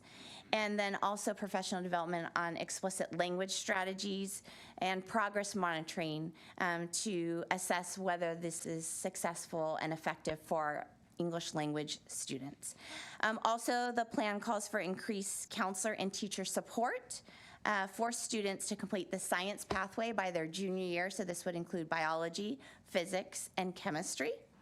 And then implementation of our PowerSchool Unified Insights district-wide, and this would be for measurement and data analysis to inform high-quality first instruction. And then the third area that I'll be speaking about is the academic supports and services for unduplicated students. And this is to address unique challenges to ensure their stability and academic success. And there are 3 core action items in this area. 1, to establish a support plan for our homeless and foster youth and our socioeconomically disadvantaged students to address their attendance issues. Also to increase targeted academic support with our learning support specialists on our campuses, and to maintain transportation services to ensure that students have access to and from school. And then the final area that I'll be speaking on is the Senior Credit Recovery Program. There's 1 action item in this area, and that's namely to support 12th grade students who are at risk for not graduating. And the support would be through concurrent enrollment in our credit recovery programs at our Roseville Adult School. And so now I'm going to turn it over to the Executive Director of Special Services and my fellow presenter, Craig Garabedian. Fantastic. Well done. Nice. Thank you. Yeah, and along with goal number 2, what we have here is the explicit language strategies. And what we hope to include there is expanding our number of sections in English language development courses across our school sites. Pairing that with extra training for staff to provide them with the strategies they need in order to support students' language acquisition as well as their academic success. The targeted intervention piece will involve taking assessment and other types of data, using that to identify those students who need targeted interventions, then employing effective math and science tutoring programs to address those intervention needs. Also then utilizing and expanding credit recovery options so that credit recovery opportunities are available not only after the school year, but also during the school year. Expanded guidance counseling services would provide academic, college, and career guidance services to students that really need this support and need lots of it. And then, of course, lastly there, the co-teaching, looking at expanding co-teaching in IM1, IM2, English 9, English 10, and NGSS Bio. And then lastly, as part of that, introducing co-taught dual enrollment course, 1 or more of those courses. And now to talk about goal number 3 is Executive Director of Wellness, Judy Fisher. You're welcome. I have to go down because I'm not that tall. Okay. So tonight, Dr. Dobson and I will present goal 3, which is to expand student support and parent involvement. The purpose of this goal, thank you, is to create a stronger support network that enhances student and parent engagement. There are 6 actions within goal 3, and specifically action 3.1 is strategy, communication, community partnerships, and outreach. 3.2 is supportive and healthy school culture. 3.3, supportive and safe school culture. 3.4, parent engagement. 3.5, data systems. And 3.6 is language translation services. Okay.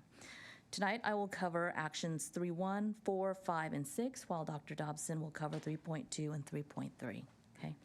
So the 4 actions that I will be speaking about work in conjunction with one another to help our unduplicated student population.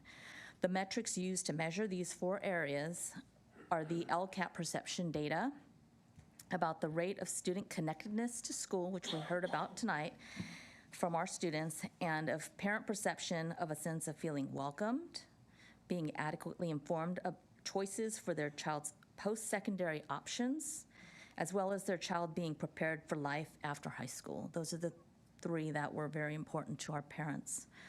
In both of these areas, the current metric states that we are at an average between 3.8 and 3.3. Anything in the 3s is considered neutral, right? So it kind of talks to you like, oh, I really don't know how I feel about it. They're kind of meh. Well, you know, that's not good. We don't want meh, right? We want to have a rating of 4 or more. And 4 is they agree. 5 is strongly agree that we're doing a great job at making people feel welcome and included in our district, as you saw tonight with Caden, Mark, and Faith. I think they would definitely give us 4s, or hopefully. I shouldn't assume that, but hopefully they'll give us 4s. Okay, so with action 3.1, strategy, communication, community partnerships, and outreach, the actions for this will focus on continuing to build a system of communication with our community and our families. We will continue to build relationships with our community partners to highlight the opportunities and resources available to our families and to help them access these services. We will enhance communication support with parents, students, and staff by training all of the groups to use our communication tools more effectively. And additionally, we will launch a educational campaign for students, teachers, and parents on the significance of academic achievement and how it impacts their future. Okay. In action 3.4, parent engagement, we will continue to create welcoming school environments and access to parent education and outreach opportunities. Our family and community engagement liaisons, our FACE as we call them, will communicate general and academic resources available to district families and students through a variety of communication portals. The FACE will continue to engage our unduplicated students and their families to help them understand how high school works and all of the available resources to help them navigate their school. The Student Services Department will team up with Education Services and the school sites to present a calendar of parent engagement opportunities throughout the 24-25 school year, which will include a variety of topics from each department, from college and career night to local scholarship information, could be Canvas, school safety. It's whatever we hope would interest our families and our students to just be more informed about. We hope to offer parents and students timely information on these current topics to help them navigate high school more easily. Okay. Action 3.5 is data systems, and we utilize it for better connections and engagement between our educational partners. Our family and community liaisons will communicate general and academic resources available to district families and students through a variety of communication portals, such as the school's website, Parent Square, newsletters, and social media. In addition to the district's communication systems and website and various trainings offered to both staff and families, this action supports the administration of the annual LCAP survey, which we use to gather input from our educational partners, which we have used in detail to assist us in creating this LCAP goal tonight. Okay. Action 3.6 is language translation services. Okay. This will be used to help foster inclusive communication practices, and will continue to offer translation services to enhance communication and outreach outreach efforts to our multilingual families. We will work to ensure that all district-wide email communications and community meeting materials are translated into the prevalent languages so that all families can engage in the parent engagement opportunities in their students' education. And now I will pass it over to Dr. Dobson to review actions 3.2 and 3.3. Okay, I'll wrap up goal 3. I'm on top right, which is school culture, and there's several sections within this action, including maintaining our unwavering support of extracurricular and co-curricular activities for our students. This includes increased opportunities for student connectedness and engagement through the participation of co-curricular courses, such as programs in the arts and student government, just to name 2, and our athletic program as well. The action supports the work of the athletic directors and everything that they do to coordinate and oversee our ever-expanding sports program. And it also includes supporting the unified sports program, which we have heard quite a bit about tonight as well. Action 3.2 also supports the needs of our students and families by providing various levels of support through our individual site wellness centers, which includes our wellness coordinators, our mental health specialists or associates, and our wellness interns.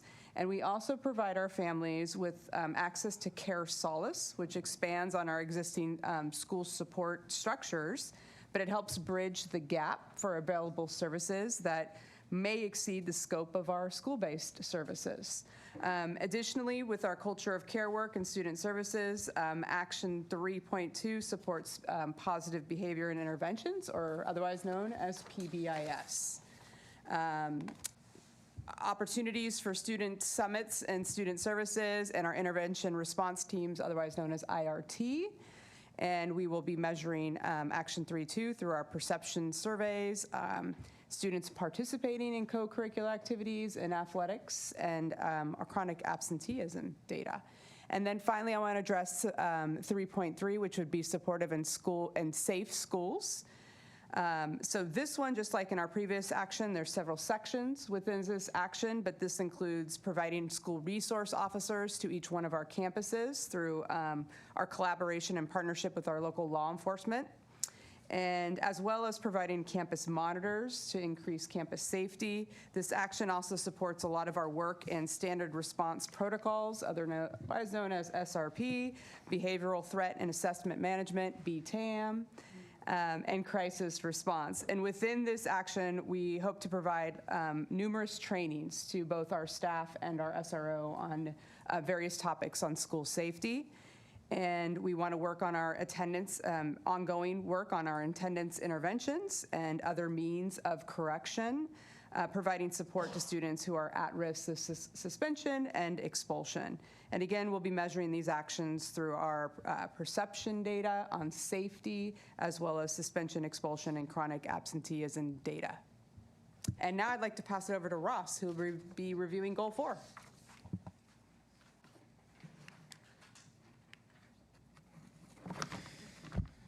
All right, students enroll at Adelante Pathway usually in their mid-junior year. On average, during their enrollment appointment, they only have about 5 to 15 total credits on their transcripts, usually in PE and visual arts. This means most students haven't passed a single English, math, history, or science class in their 2.5 years in high school. 4 years ago, IHS was in a similar situation with low graduation rates. We invested heavily financially into instructional PD and instructional coach, and it worked within the first 2 years as graduation rates increased. We are utilizing the same approach at Adelante High School, and the resultant gains are starting to show this year, including lower suspension rates. But to continue to focus on increasing grad rates, a more targeted approach with the instructional coach through literacy and English is needed. Literacy is a major obstacle with students that are at risk. So our focus goals in our LCAP is to continue to improve in graduation rates and disciplinary practices at Adelante, continue to focus on Hispanic and low-income students in regards to graduation rates and literacy goals. Our action steps with the instruction and literacy coach is to target support for Hispanic and low-income students to address disparities, continue to collaborate with subject teachers to implement high-leverage strategies, including evidence-based instructional practices for at-risk youth, and continue to integrate our project-based learning rigorous PBL. We're also going to be collecting and analyzing student data to guide strategies. And then finally, to provide direct literacy support to our at-risk students and align those interventions with specific needs in relation to attendance. Measurements, academic gains are going to include attendance, credits earned, graduation rates, and then everything on our California dashboard. Thank you. All right. So that's just one or two things that we'd like to accomplish. I mean, just a couple things on the list. So here's all these goals, these actions, how we're going to measure it. Now what? So the reality is, again, just making the plan is just one piece. Pete, as you mentioned from before, right? It's a process. We're constantly not just putting things into action, but also looking to see how did we do. So we'll be reconvening our LCAP advisory committee next year, hopefully getting all those educational partners together to say, okay, now we put this plan together.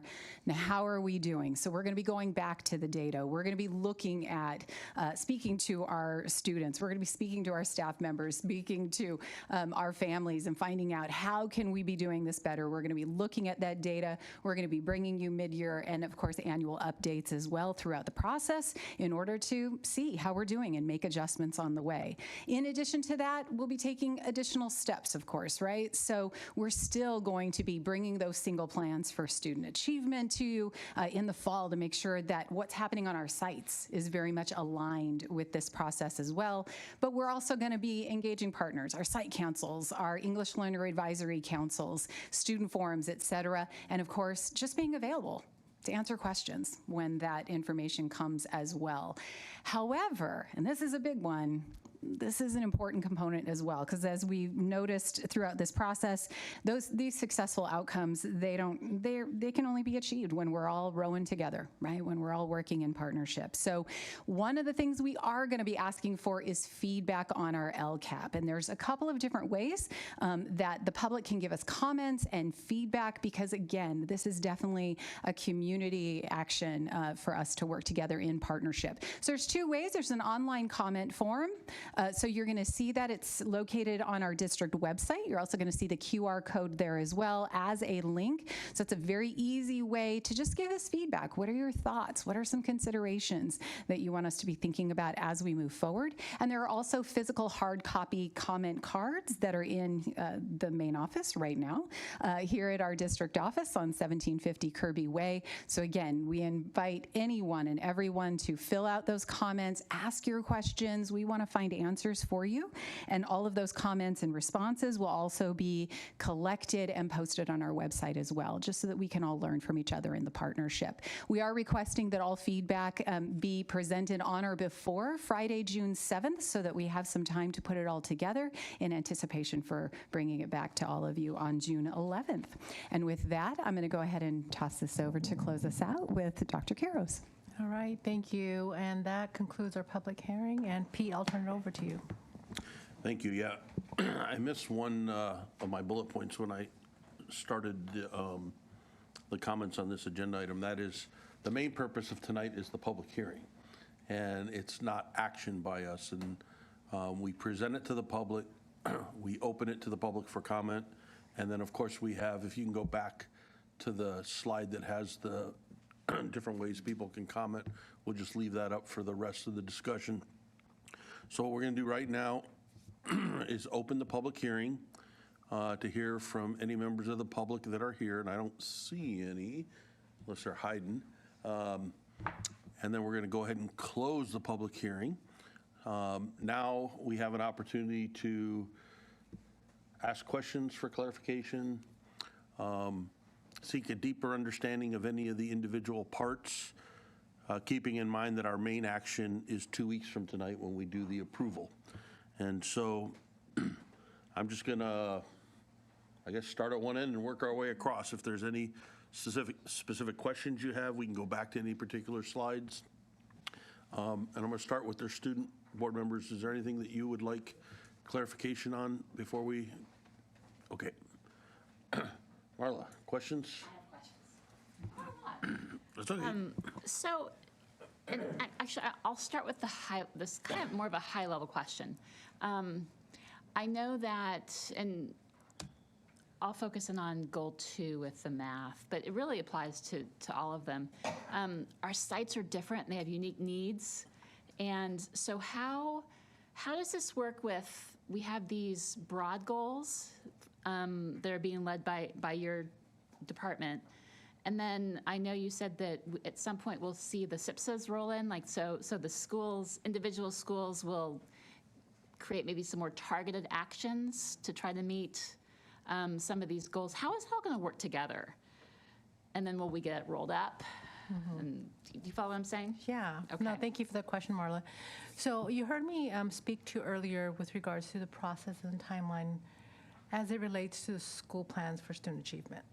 So our principals have already begun to, and have been this year, analyze their data. And after the approval of our LCAP, after June 11th, they will then go back and review their data and mirror their school plan as according to our LCAP's goals, our LCAP's metrics, our LCAP's actions. So when you look at, to your point about broad, when you look at our LCAP, it is written from a broader district perspective. When you see the school plans come in front of you in the fall, you'll see it is very specific to their school community, their student body population, their school achievement. Okay, so we are lending some autonomy to the individual sites and what will really meet their specific needs. Yes. Okay, I just want to clarify that for everybody. And I have a question about the EL goals for the English learners, specifically, and this is maybe more of an observation, but And I know we're at the mercy of what the state measures, but you know, I think it's on page 32. So we have 8% of our English learners meeting or exceeding proficiency standards in ELA. And to me, that's kind of counterintuitive, because if they haven't been reclassified, I wouldn't expect them to meet standards. So then I wonder, are we tracking the right thing? Do we know what percentage of reclassified English learners are meeting standards? And are we kind of chasing the wrong goal? So are you referencing the narrative on page 34? 32. Around English learner progress? Yeah, well, I think actually it's also on 34, yes. Okay. Yeah. So I'm going to start, and then Lisa or Johanna, if you can come back up and be prepared to share additional context. So the English Learner Progress Indicator is a separate indicator on the California School Dashboard. It does not measure the CASP ELA proficiency for our English learners, per se. This measures the rate by which we are redesignating to what Tiffany saw at Roseville High School. Okay. The rate by which we are redesignating our English learners. And then they compare it, and they compare it over time, they give us our measurement or our marking on the dashboard. So they're not taking the CASP test? No.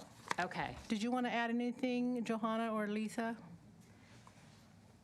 I think the only thing that I would add to that is that, you know, our primary goal is to ensure that all of our content is accessible to students. You know, and Mark came up and he was sharing his story about how he really didn't understand English, you know, when he kind of came on board, and yet it was really through his classes that he was able to obtain the language and get that foundation for success, and that's really what we're looking for. So although we understand that some of our students have unique challenges in that regard, one of the key components for us is, okay, well, how can we make this more accessible? Because there's ideas and complex thinking that all of our students can access. And so through language development opportunities and strategies and learning more about how we can build those scaffolds to make that information accessible for them, that's going to be important for us as well. So we definitely understand the challenges and the progress measurements, but we also want to just get better at helping to move our kids forward. I misunderstood the measurement then. Yeah. Okay. Just to put in context, remember when you saw the LPAC assessment at Antelope? The LPAC assessment is a measurement that supports the LP, or the English Learner Progress Indicator levels on the dashboard. Okay, thank you. And then this is this is just understanding at some point there was a suspension rate of 4.4%, and is that unique students, or is that we had a total of 440 suspensions? That would be overall of the baseline is 4.4%. Yeah. So is that unique students? So It's when you all said- students. It's all. So forgive me. So of all of our students, 4.4 have been suspended. The rate. 4.4%. Yes. Okay. So if you have 10,000 students, that's Just 4. clarify, if a student gets suspended twice, is that a 2 or a 1? Yeah, that's what. That's what she's asking. Oh, do they get count? Does that count as 2 suspensions or 1 when you calculate the percentage? I would have to look and see exactly how they calculate. Okay, yeah, that's what I was. Yeah. Better way to ask. Yeah. Okay. I wouldn't want to give you the wrong answer. Okay. I think that's it for me. Tiffany. Okay, thank you for all of this tremendous amount of work and your presentation tonight as well as last week.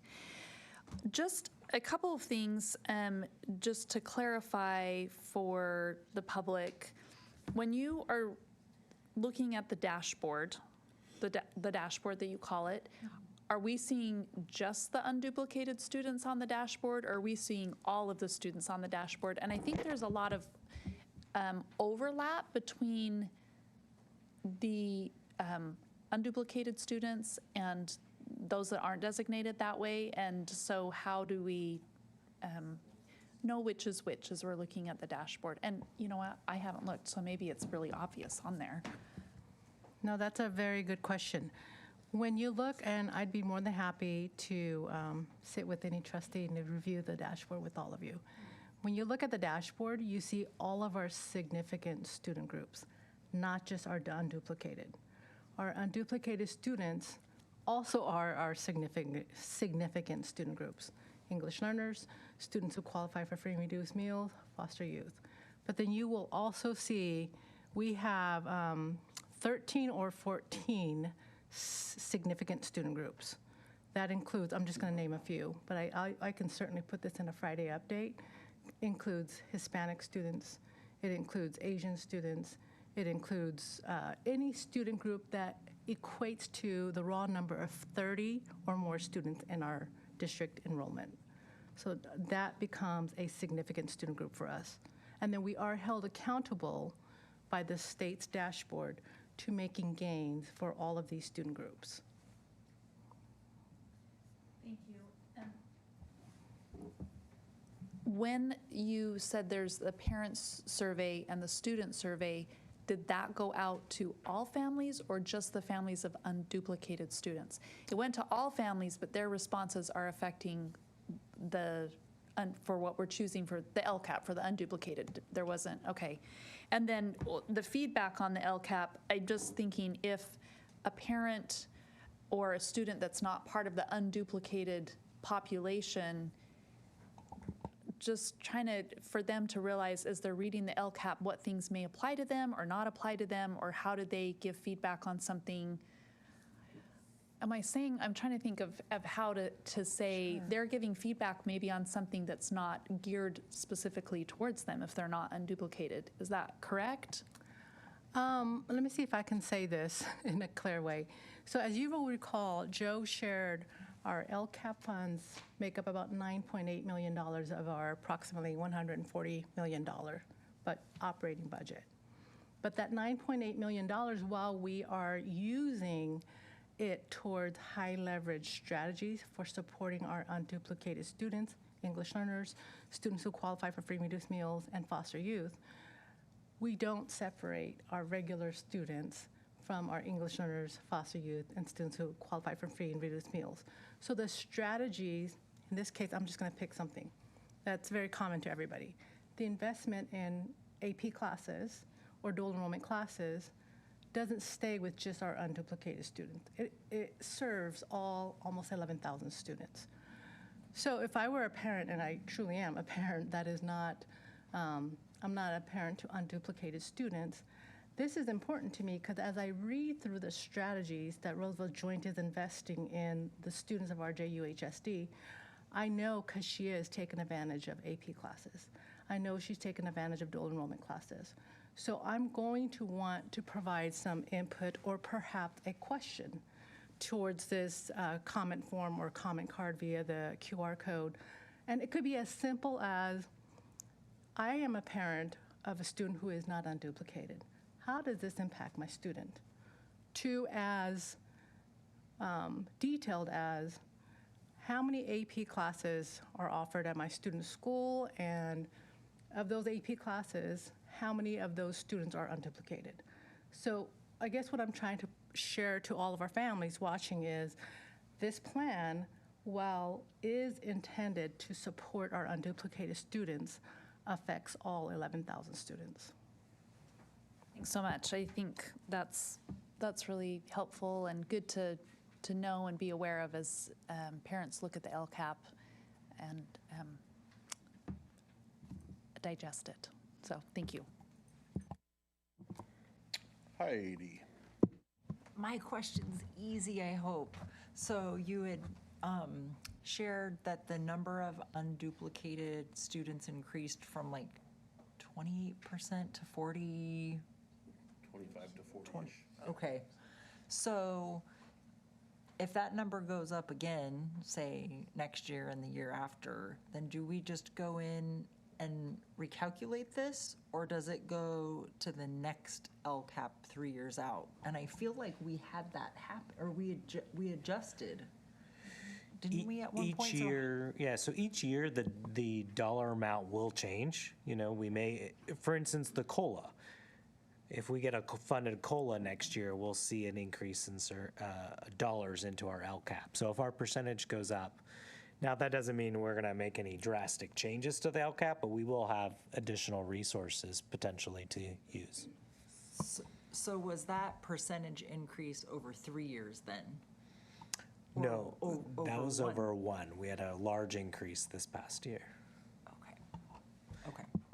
And just to clarify, Joe, some of that was because of some changes in dollar levels that impact people and metrics. Yeah, and a lot of it had to do with the big shift of how we get our free and reduced, where people had to fill out the application. It kind of went down lower during COVID because a number of students didn't have to fill out the application to get free meals.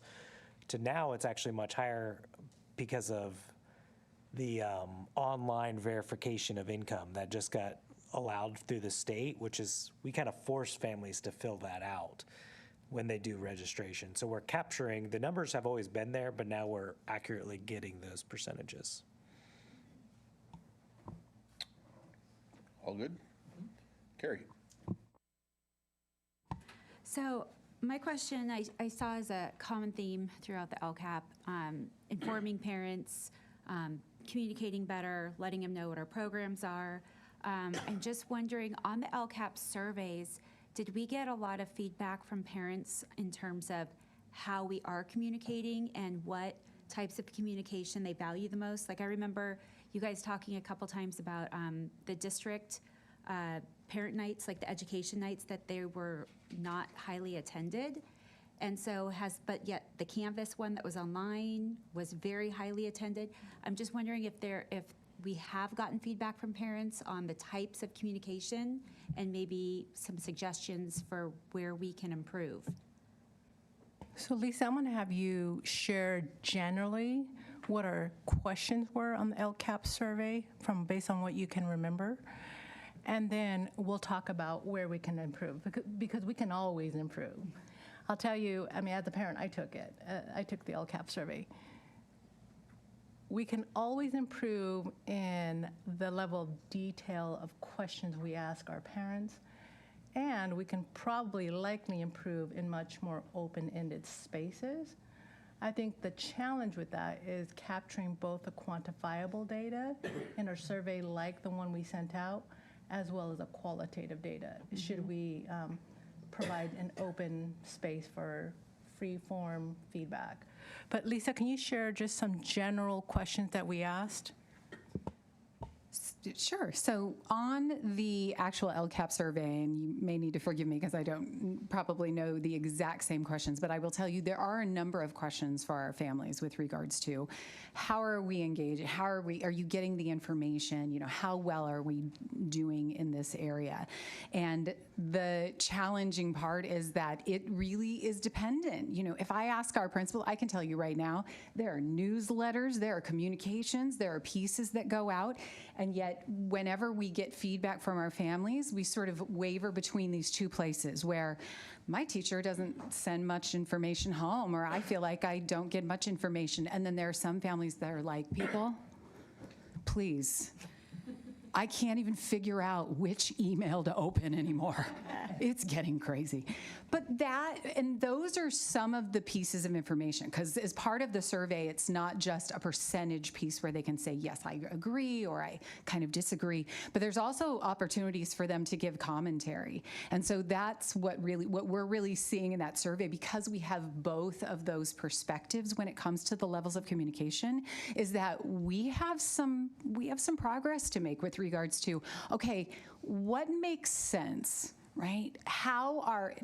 The world is just changing, right? Where once upon a time, it was easy to just, pin that newsletter on your student and send them on home. Nowadays, we're constantly like, how can we get better? Like, how much is too much? Are there ways that we can refine our communication systems in order to send it home? And so you're right. We get a variety of different responses on those surveys, depending on where families are. A lot of our families are feeling like they're not really getting as much communication as they want, and so we want to, even if in our minds we're like, man, we feel like we're sending stuff home all the time, that tells us that somehow it's not landing, right? So we need to find a more refined way to do that, and that's part of our process and one of the actions and goals that we have for this LCAP as well. Is there a way to get more information? Like, I know, here's an example. When, the parent squares that we get, and I only get it for West Park, but when I get it, I greatly appreciate when all the things that are going on for the week that are coming up, or then at the bottom for the counselor's newsletter, when I can click on it and it takes me to the athletic webpage, or I click on it, it takes me to the counseling page, or there's something I didn't know. It's like, what? I know a lot of what is that? And I can click on it, it takes me to a partner website that explains it. That is very helpful. And I'm just thinking in our click type of, society, I know there's a lot of parents who read through things and they're like, well, but what is that? And so if we can have short little videos or just something that explains more, maybe that would be helpful. No, I love those feedback. And I will tell you right now, it's just as I'm listening to you, Carrie, I'm like, yes, that is exactly what came through in our advisory committee, even with some of our parents, is just, we were talking about, well, do we want workshops and how can we get information to you? And even some of our parents were like, I don't need another workshop. Right.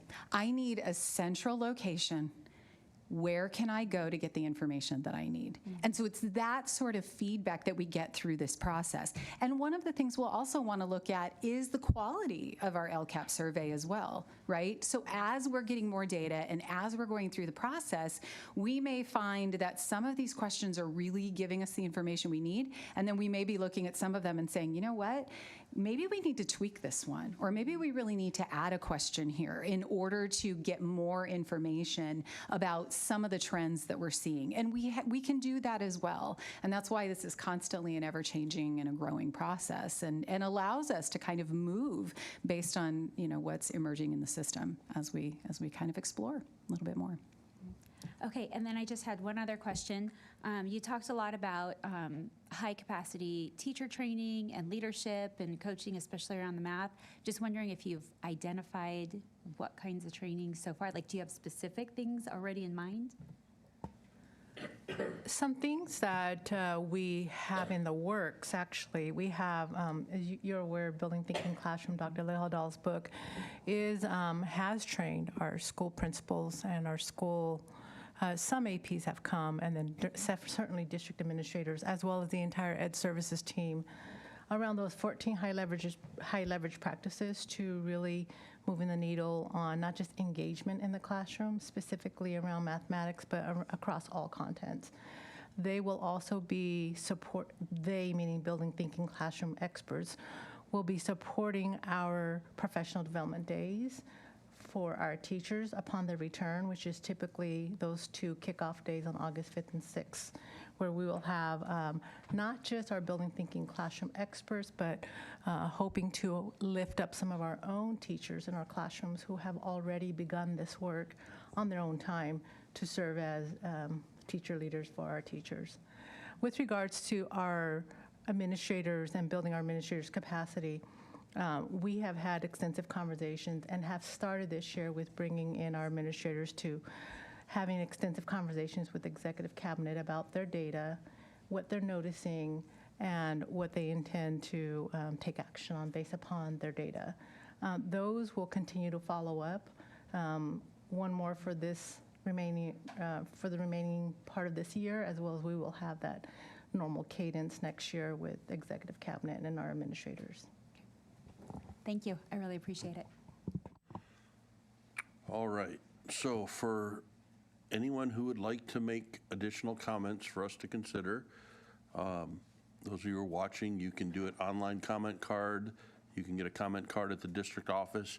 I know, just reminding my colleagues, we get people who send us emails, and if they send us emails about this process in the LCAP, make sure you forward it to so that it can be incorporated, because people don't always use the formal channels of communication that we have set up.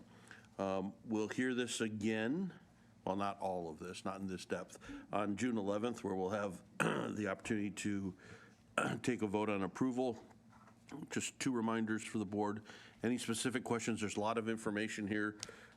Just reach out to and she'll get the answers to any particular questions. Remember the Brown Act. So I know that we had briefings in pairs, except for one. I got stuck with nobody. Make sure that if you have any discussions, it's only with your partner that you got your briefing on so that we don't run afoul of the Brown Act. With that, unless there's anything else, we're going to move on to our next item. Can I just make one comment? I just want to make a comment. And I just want to give a shout out to all of our math teachers, because I know that there's always extra scrutiny on math, and I'm sure it is frustrating and discouraging, exhausting. But personally, I believe your work keeps doors open for all careers, for all students, and giving the students the ability to problem solve and persevere through challenging problems and learning how to think creatively, because there's always different ways to approach a math problem. It's a gift. And so I believe in the fruits of your labor, and I think the reason why we focus so much on you is you are so important to our students. And I just have to say that because we don't scrutinize any other department like we do with math. And we should in some way, but we're not going, but we should, but, but math seems to get like the brunt of it. So I just needed to give them a shout out. All right. So before we move on to our next item, if any of you principals are hungry, don't be shy. Get up and get some pizza. And there's bread. You don't have to wait for our permission to do that. And so I will deliver, just like Domino's. You can text me your order, and I'll bring you a piece if you'd like. Because we still have quite a few things on the agenda. So, what's that? A break right now? Okay, we want a break right now. So we're going to take a short break, 5 minutes, and that way you won't be embarrassed when you go get your pizza.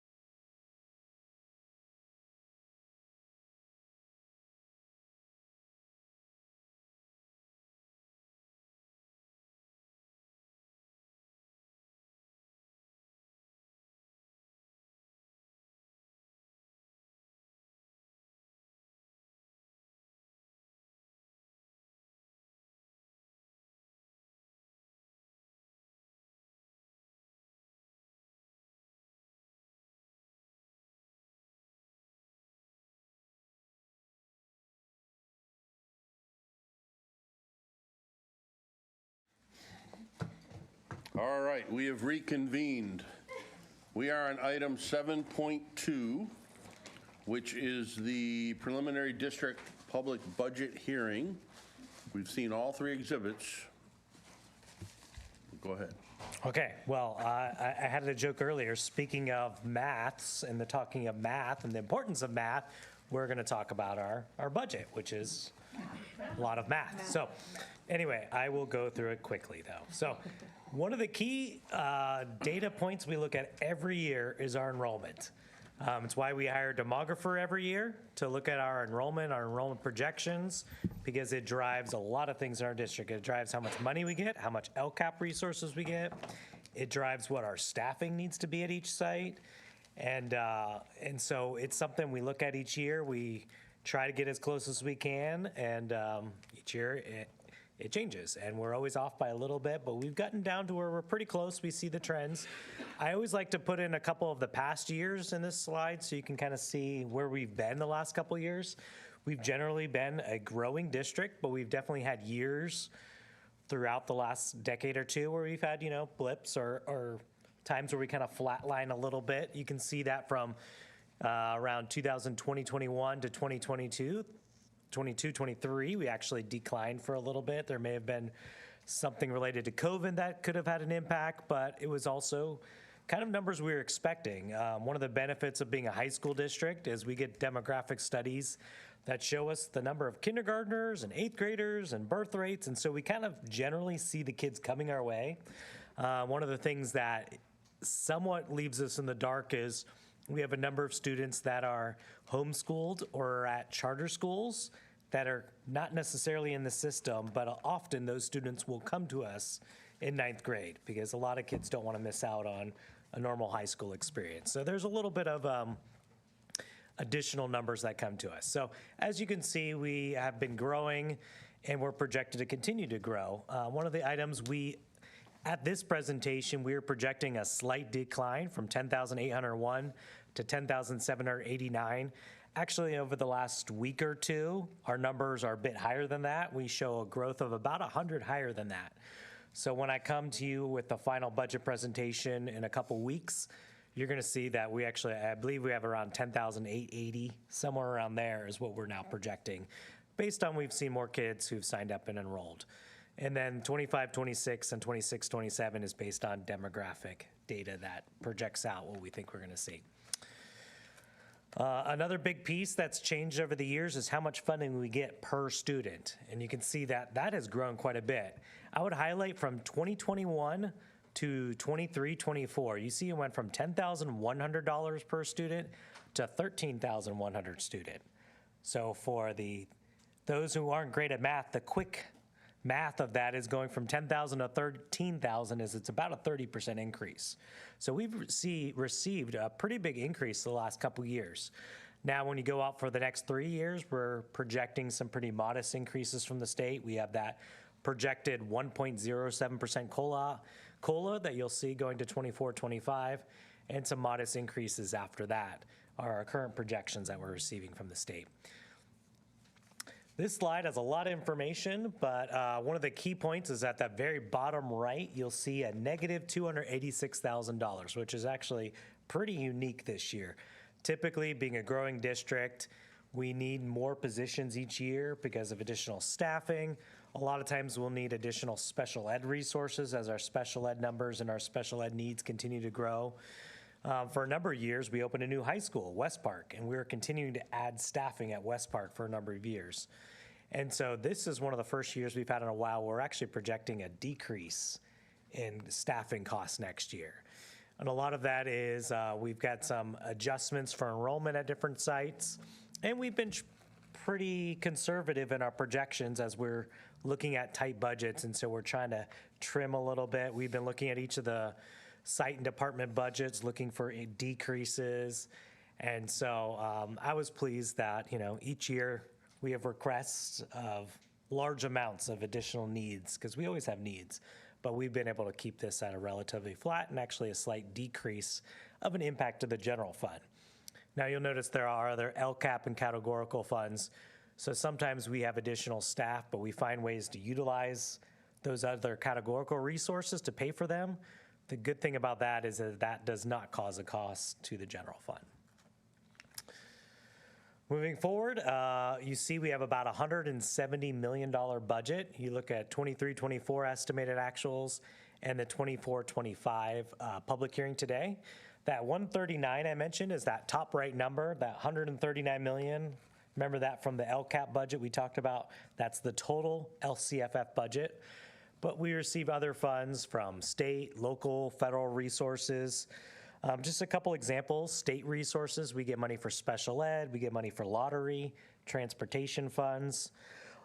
From the federal government, we get money from Title I, also some special ed resources. And then on the local side, we receive interest revenue, we receive revenue from Roseville City School District to provide their transportation. Booster clubs provide some revenue, we get dual enrollment grants. So those are some examples. But one thing you'll notice, and I'll show you on this next slide, is, well, actually it's the one after this, but where our money comes from and where it goes. So the bulk of our money comes from the local control funding formula. You see the local and state side, it's 44 and 37, so that's essentially 81% of our revenue comes from the local control funding formula. And then when you look at where our money goes, it predominantly goes to people. We're a people business, so when you calculate salaries and benefits combined, that's 83.09%. You look at any district, pretty much in the state of California, that number will typically be in that 80 to 85% range. There may be certain anomalies where it may be in the high 70s or upper 80s, but that's generally where you'll see districts. The remainder is generally going into books, services, supplies. We have like insurance, utilities, the like. So that's where the money generally goes. You're very familiar with this document. This is the multi-year projection. I'm not going to go too much into detail with this, but this factors in the latest projections from the state, the LCFF revenues, and the expenditures that we currently see. The positive is when you go to that third year out, we're in a surplus. And then when you go to that bottom yellow line, you see that we always have a positive unassigned, unappropriated funds. And that's after we account for the state and the board minimum reserve requirements. One thing I'll mention is that each of the years we are projected to be below 10% of our ending fund balance. That's a requirement from the state. We really, at the public hearing, we're just required to have the current year, 24-25, or the year that's coming up, to be below 10%. Right now it's projected at 7.75. So if we had above 10% in 25, 26, 26, 27, that's fine, but we would have to address it when we get there, making sure we're below 10%. But right now, we're projected to be below 10% in all those years. And these are our other funds. It's not just our general fund, but we have adult education fund, cafeteria fund, a lot of other funds. I won't go through all of them, but as you can see, we're projecting to have positive ending fund balances in all of those, as well as our facility funds. And we have a lot of work going on in facilities. We're projecting to still end the year with about $20 million in developer fees, but a lot of those fees are being used for future projects. A couple items I wanted to highlight as we've been talking about both Oakmont and Roseville and just with facilities, and I wanted to just review with the board some of the big facility projects we have done at both of those schools, as well as that we're going to be doing.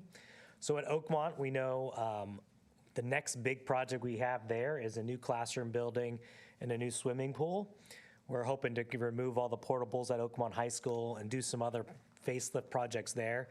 But if you go back in the last number of years, we modernized their softball field, we repaired a bunch of roofs, we built a brand new culinary classroom there in 2018, and we did a big refurbishment of the industrial arts building as well as a new dance room in 2019.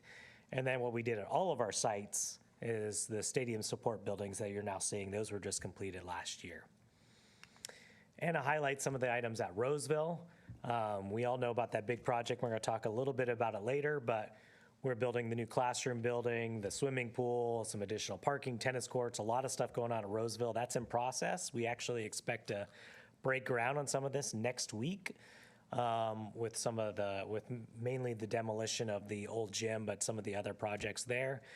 And then in the past, we modernized a bunch of their restrooms. We built a brand new auxiliary gym and ladies' locker room in 2019, as well as a lot of roofing repairs there. That's not everything we did, but these are some of the big items that we did at those sites. So some of the highlights from the governor's May revise, I mentioned it, but we have a base COLA is finalized at 1.07%, and the governor and the legislators have made every indication that that's going to be fully funded, which is really good news. There still is some issues with the state with regards to the number of revenue we receive at the state level and how the state's going to figure out how to balance their budget. So the big three, the personal income, corporation, and sales taxes have been coming in lower than projected since the governor's budget in January. So he's updated that in his May revise. But the state has been taking some actions. So they did what they call these early action measures. They kind of hit some low-hanging fruit of things that were easy that they addressed already. They still have a lot of work to do. As you see, there's $27.6 billion that they still need to address. But right now, the proposals from the state and the legislators are it's not going to really impact education. And so we feel pretty confident in this coming year. The concerns are in future years as they kind of kick that can down the road, and are they able to continue to make sure that those cuts avoid education or not? So we'll have to wait and see on that front. So that's most of my presentation. Just a quick update on the next steps. So June 11th, the LCAP's going to come back for final adoption. After that, the budget would be coming back for final adoption. And then coming September 10th, I will be bringing back unaudited actuals for the current year we're finishing now. So we'll be finalizing those financials. And then December 10th is when I'll bring my first update to this budget for the 24-25 budget, and that's called the first interim report. So I think that's everything, and that was pretty quick, so please let me know if I need to answer any questions. All right. Before you do that, we're going to open the public hearing. Ask any public if they'd like to speak. We're going to close the public hearing because nobody's here. Just like the previous item, we take our real action, as Joe said, in a couple of weeks. Any questions anyone has for clarification? Go ahead. So I was thinking about our expectations. We serve as an employer of choice with the highest quality teachers and staff. Go back to, in our budget, I just wanted to understand, or just have you repeat one more time for me. So the percentage of the budget that is, that one. Salaries and benefits. So with salaries and benefits, that's, what is it, 80, I can't do math. 83.09. Yep. It's too late for math. So, and you said, how does that compare if we want to be an employer of choice, which I think means a lot of things, including our salaries. Tell me how that compares with neighboring districts and at a state level as far as the overall budget again. You said something about that, and I just wanted to hear that again. Yeah, so most districts are in that range. There are a lot of factors. Some districts receive a lot more funding, like lower poverty districts would receive a lot of Title I funding. And so it's hard to do a comparison with the exact dollars necessarily, but we do comparisons, especially with negotiations, where we look at how much are we paying our teachers compared to theirs, as well as we'll compare our custodians to what other people are paying their custodians. And so I think that's the best we do as far as making sure we are the employer of choice. But I would say that 83%, we tend to be higher than the average district. I think a lot of them tend to be in the lower, like 80%, but each year can fluctuate, especially when sometimes we get one-time resources from the state that can kind of make things look convoluted, right? They make the apples and oranges aren't really, you're kind of making your comparisons off.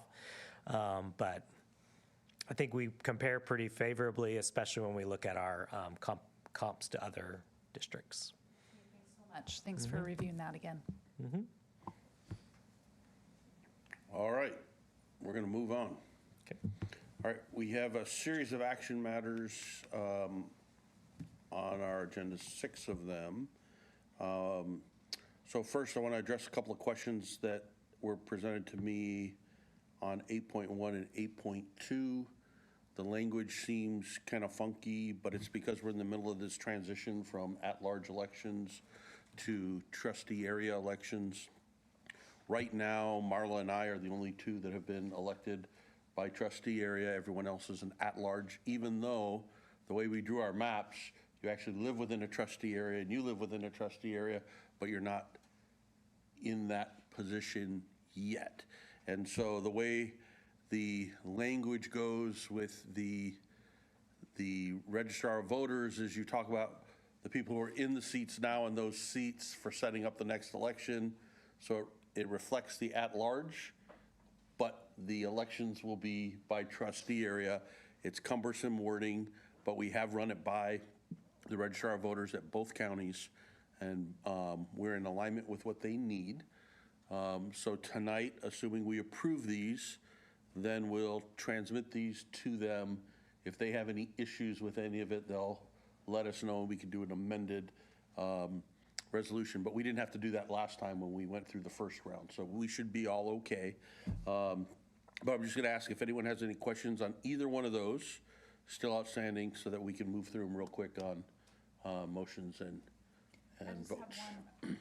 Go ahead. Comment or question, and I had mentioned this earlier to Joe, but just hoping that we can get, for anybody who's looking to run, or although I don't hope anybody runs against me, I'll just be honest with you, but to be, if people are wondering, what district am I in? Or how do they find a map that really helps them know this is the district I'm in if I want to run, or the candidates that I'm looking at?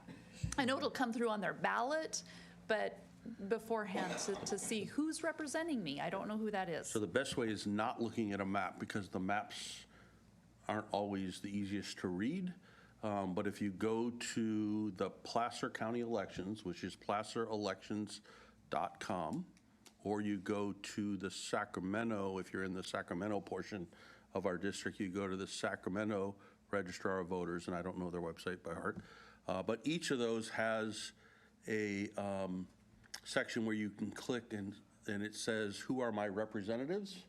When you click that button, you put in your address and it gives you which area you are in, all the way from US Congress down to water districts and everything in between. It'll tell you the trustee area and who represents you, so you'll get an idea. The maps are a good broad reference, but sometimes it's really hard to tell because you can't read all the street names and all that. Well, that's what I was saying. Is there a way, and is it important for us to have something so that people who are in the district can go to our website and say, oh, I can just look here, or are we just referring them strictly to the... It's best to refer them to the registrar because they're the official say. So I was thinking about it too, and maybe... We could put a link. That's what I was thinking. Maybe we could, when we go to our boundaries, put a link to the Placer and Sac County. No need to redo what's already done, just Yeah. get you to the right.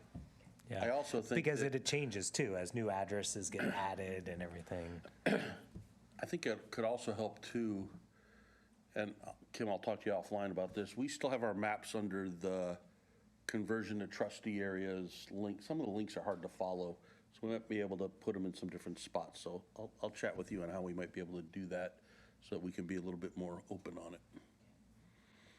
All right, any other questions? All right, so we're gonna do these fairly quickly.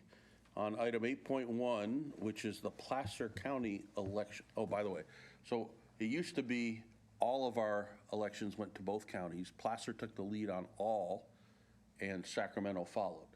Now, because we've redone by trustee areas, Placer County takes the lead on 4 districts, 4 trustee areas, and then the one that is joint jurisdiction, Sacramento has a larger number of voters, so they take the lead and Placer follows. So it's a little bit different, but only one district's impacted that way. So you're saying Area 1 has addresses... Put your light on. So you're saying Area 1 has addresses that are both, some are in Sacramento and some are technically Placer County. Is that what you're saying? Yes. Interesting. Okay. Yeah, and it Thank you. used to be all the elections were that way. But the way it works is one county always takes the lead and the other one takes a follow. So on 8.1, the Placer County Resolution. Do we have a motion on this resolution? I'll make a motion for requesting election services. Okay, so Carrie didn't have her mic on, but she made a motion on Resolution 2408 to approve it. Do we have a second? I'll second. Okay, so we have a motion and a second. We're going to start with yes or no? Yes. Yes. Yes. Yes. Yes. That's unanimous. Now on Resolution 2409, do I have a motion? I'll make a motion to approve. We have a motion? I'll second. We have a second? Yes. Yes. Yes. Yes. Yes. All right. So we got through those quick.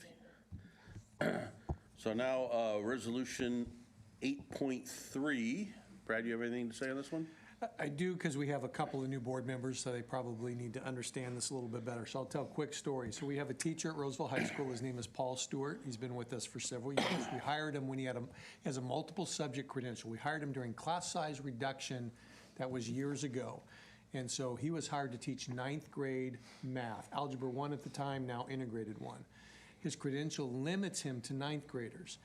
We're asking that the board adopt Resolution 2411, which then says that we can use Education Code 44263 for Mr. Stewart to be able to also have 10th, 11th, and 12th graders in his Integrated Math 1 class. He has 18 units in mathematics. He's been teaching this for years. He's qualified to teach the course, but we have to do this on an annual basis. So we're asking the board for your approval of that resolution so that we can continue to do that. Any questions? Do we have a motion on Resolution 2411?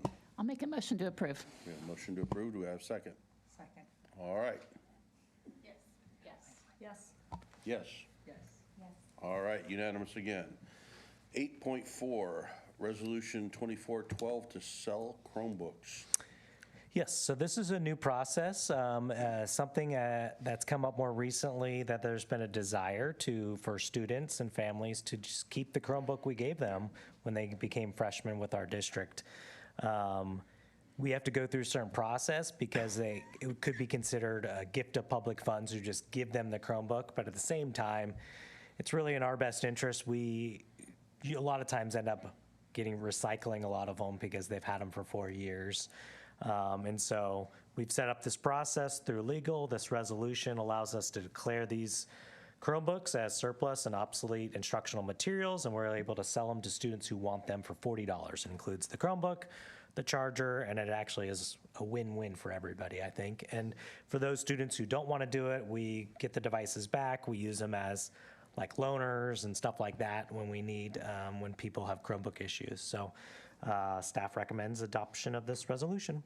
I just want to say I think this is a great thing because we all know that any technology that's 4 years old has limited resale value, but to a great number of families in the district, for them to be able to buy a computer at this price is a great opportunity. And I think in a lot of families, it makes a difference on whether they have a device at home or not. So I think it's a good thing. Any questions or comments? Do we have a motion on 2412? I'll make a motion to approve. We have a motion. Do we have a second? Second. All right. Marla. Oh, okay, I didn't hear. Great idea. Love it. Yes. Yes. Yes. Yes. All right. Perfect. Our next one, 8.5, Roseville High School Improvement Project Mitigated Negative Declaration. Yes, so this is a fun one. This is with our Roseville High School project that's coming up. Essentially, this is a step we have to go through before doing construction of this large of a project, where we consider the different impacts to the environment. And you know all the project we have in the project description, everything that's coming at Roseville High School. We hired PlaceWorks to do the analysis, and their determination was that there were no significant impacts to the environment, and that, let's see, I had this part I was going to read that kind of summarizes it well, but I lost it. But the mitigated negative declaration is available for public inspection, and I lost it. But, it's appropriate CEQA document to adopt in order to approve the proposed project. One last thing I want to add, and I believe, did you already hand out the documents that were not included? We had a few questions from the Water Resource Board. They didn't really have any issue. They just wanted to make sure we looked into certain things, which we did. And So the staff recommends you approve this mitigated negative declaration and delegate the authority to staff to execute the notice of determination. And with that, we hope to be able to get this project moving. Any questions? My only comment is I don't like CEQA. Do we have a motion on this resolution? I'll make a motion to approve. All right, it's not a resolution, sorry. This is just to approve the negative declaration. All right, we have a motion. I'll second. We have a motion and a second. Any discussion?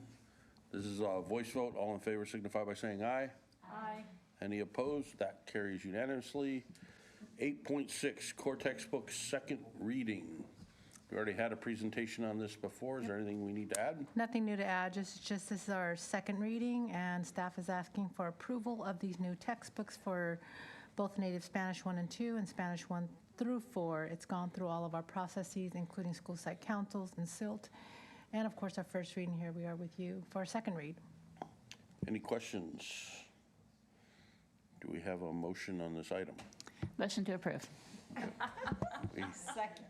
We have a motion and a second by Heidi. All in favor signify by saying aye. Aye. Any opposed? None.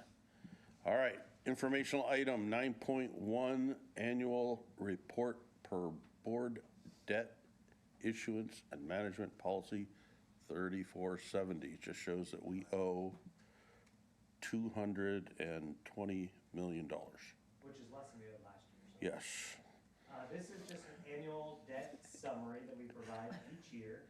I kind of like it. You get to see kind of the trend, and as Roseville grows and our assessed values increase, this dollar amount can hopefully continue to go down. We also look for refinancing opportunities each year. I realize I forgot to put my thing on. So it's not just you, Carrie, I did too.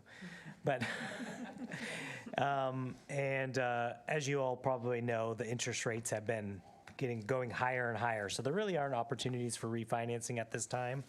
But luckily, during the last decade, we were able to refinance a lot of our bonds and get pretty low interest rates, which is good for all our taxpayers. And we'll continue to update the board. But after you read through this fun document, if you have any questions, please reach out to me, as I love talking about the bonds. The key piece about these bonds is these are paid by the homeowners and the taxpayers. So it's not coming out of district resources generally, but they're being paid for the homeowners. In other words, we pay you. So, yep. All right, that's just an informational item. Any questions? All right. 9:32, rolling right along. Staff comments? None. Beautiful.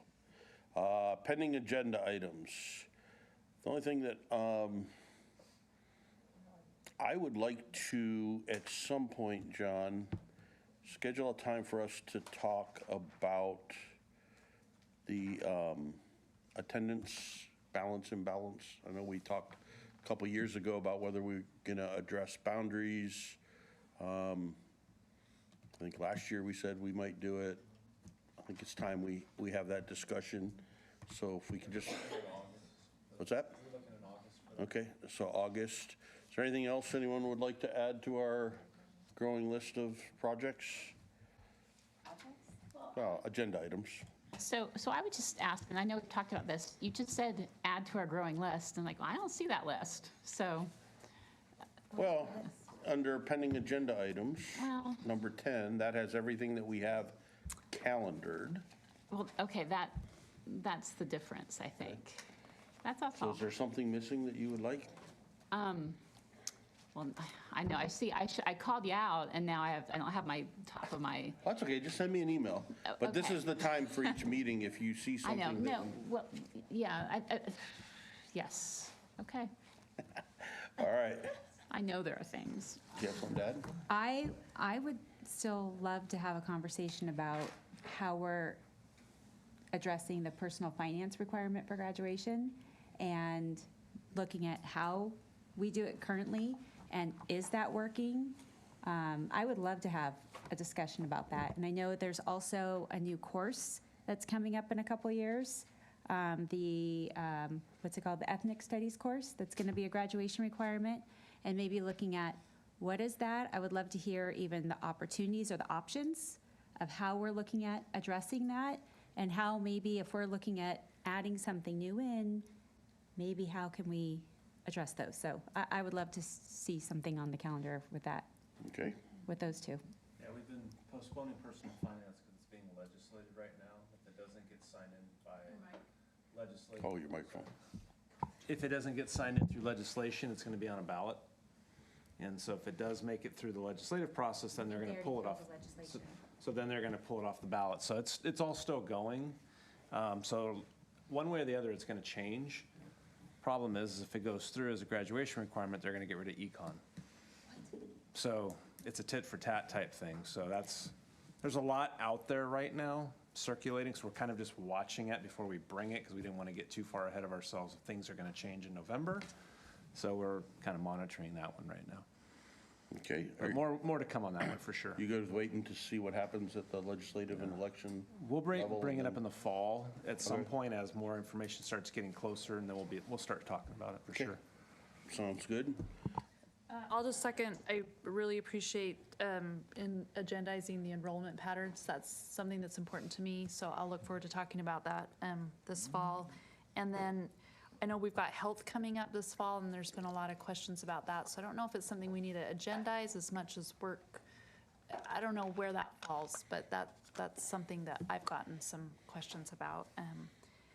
And then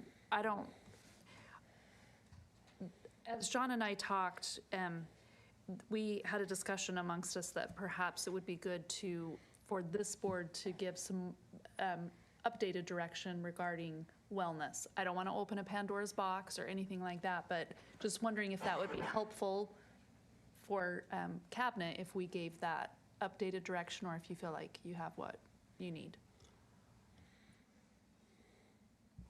I mean, that's really the will of the board if they want to entertain that conversation or not. Well, there's another, not to change subject, but there's another topic that's been floating for a couple of years, and that's the equity policy.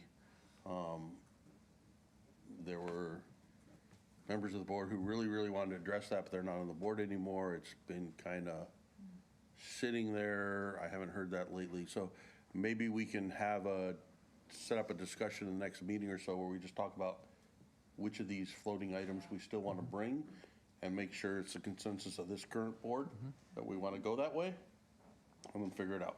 So maybe not next meeting because we have budget and LCAP, maybe the following meeting. How about we have just a open discussion on that and come to a conclusion on a few of those. So basically, whatever the meeting is after the 11th, just be prepared for anything that's been floating that hasn't stuck yet to this, or things that we've mentioned but we haven't come back to, and then we'll flush it out as a board and go forward. Sound good? All right. All we're missing is a motion to adjourn. Motion to adjourn. Second. All right. All in favor, just get up and go home. All right, we're adjourned. Thank you all.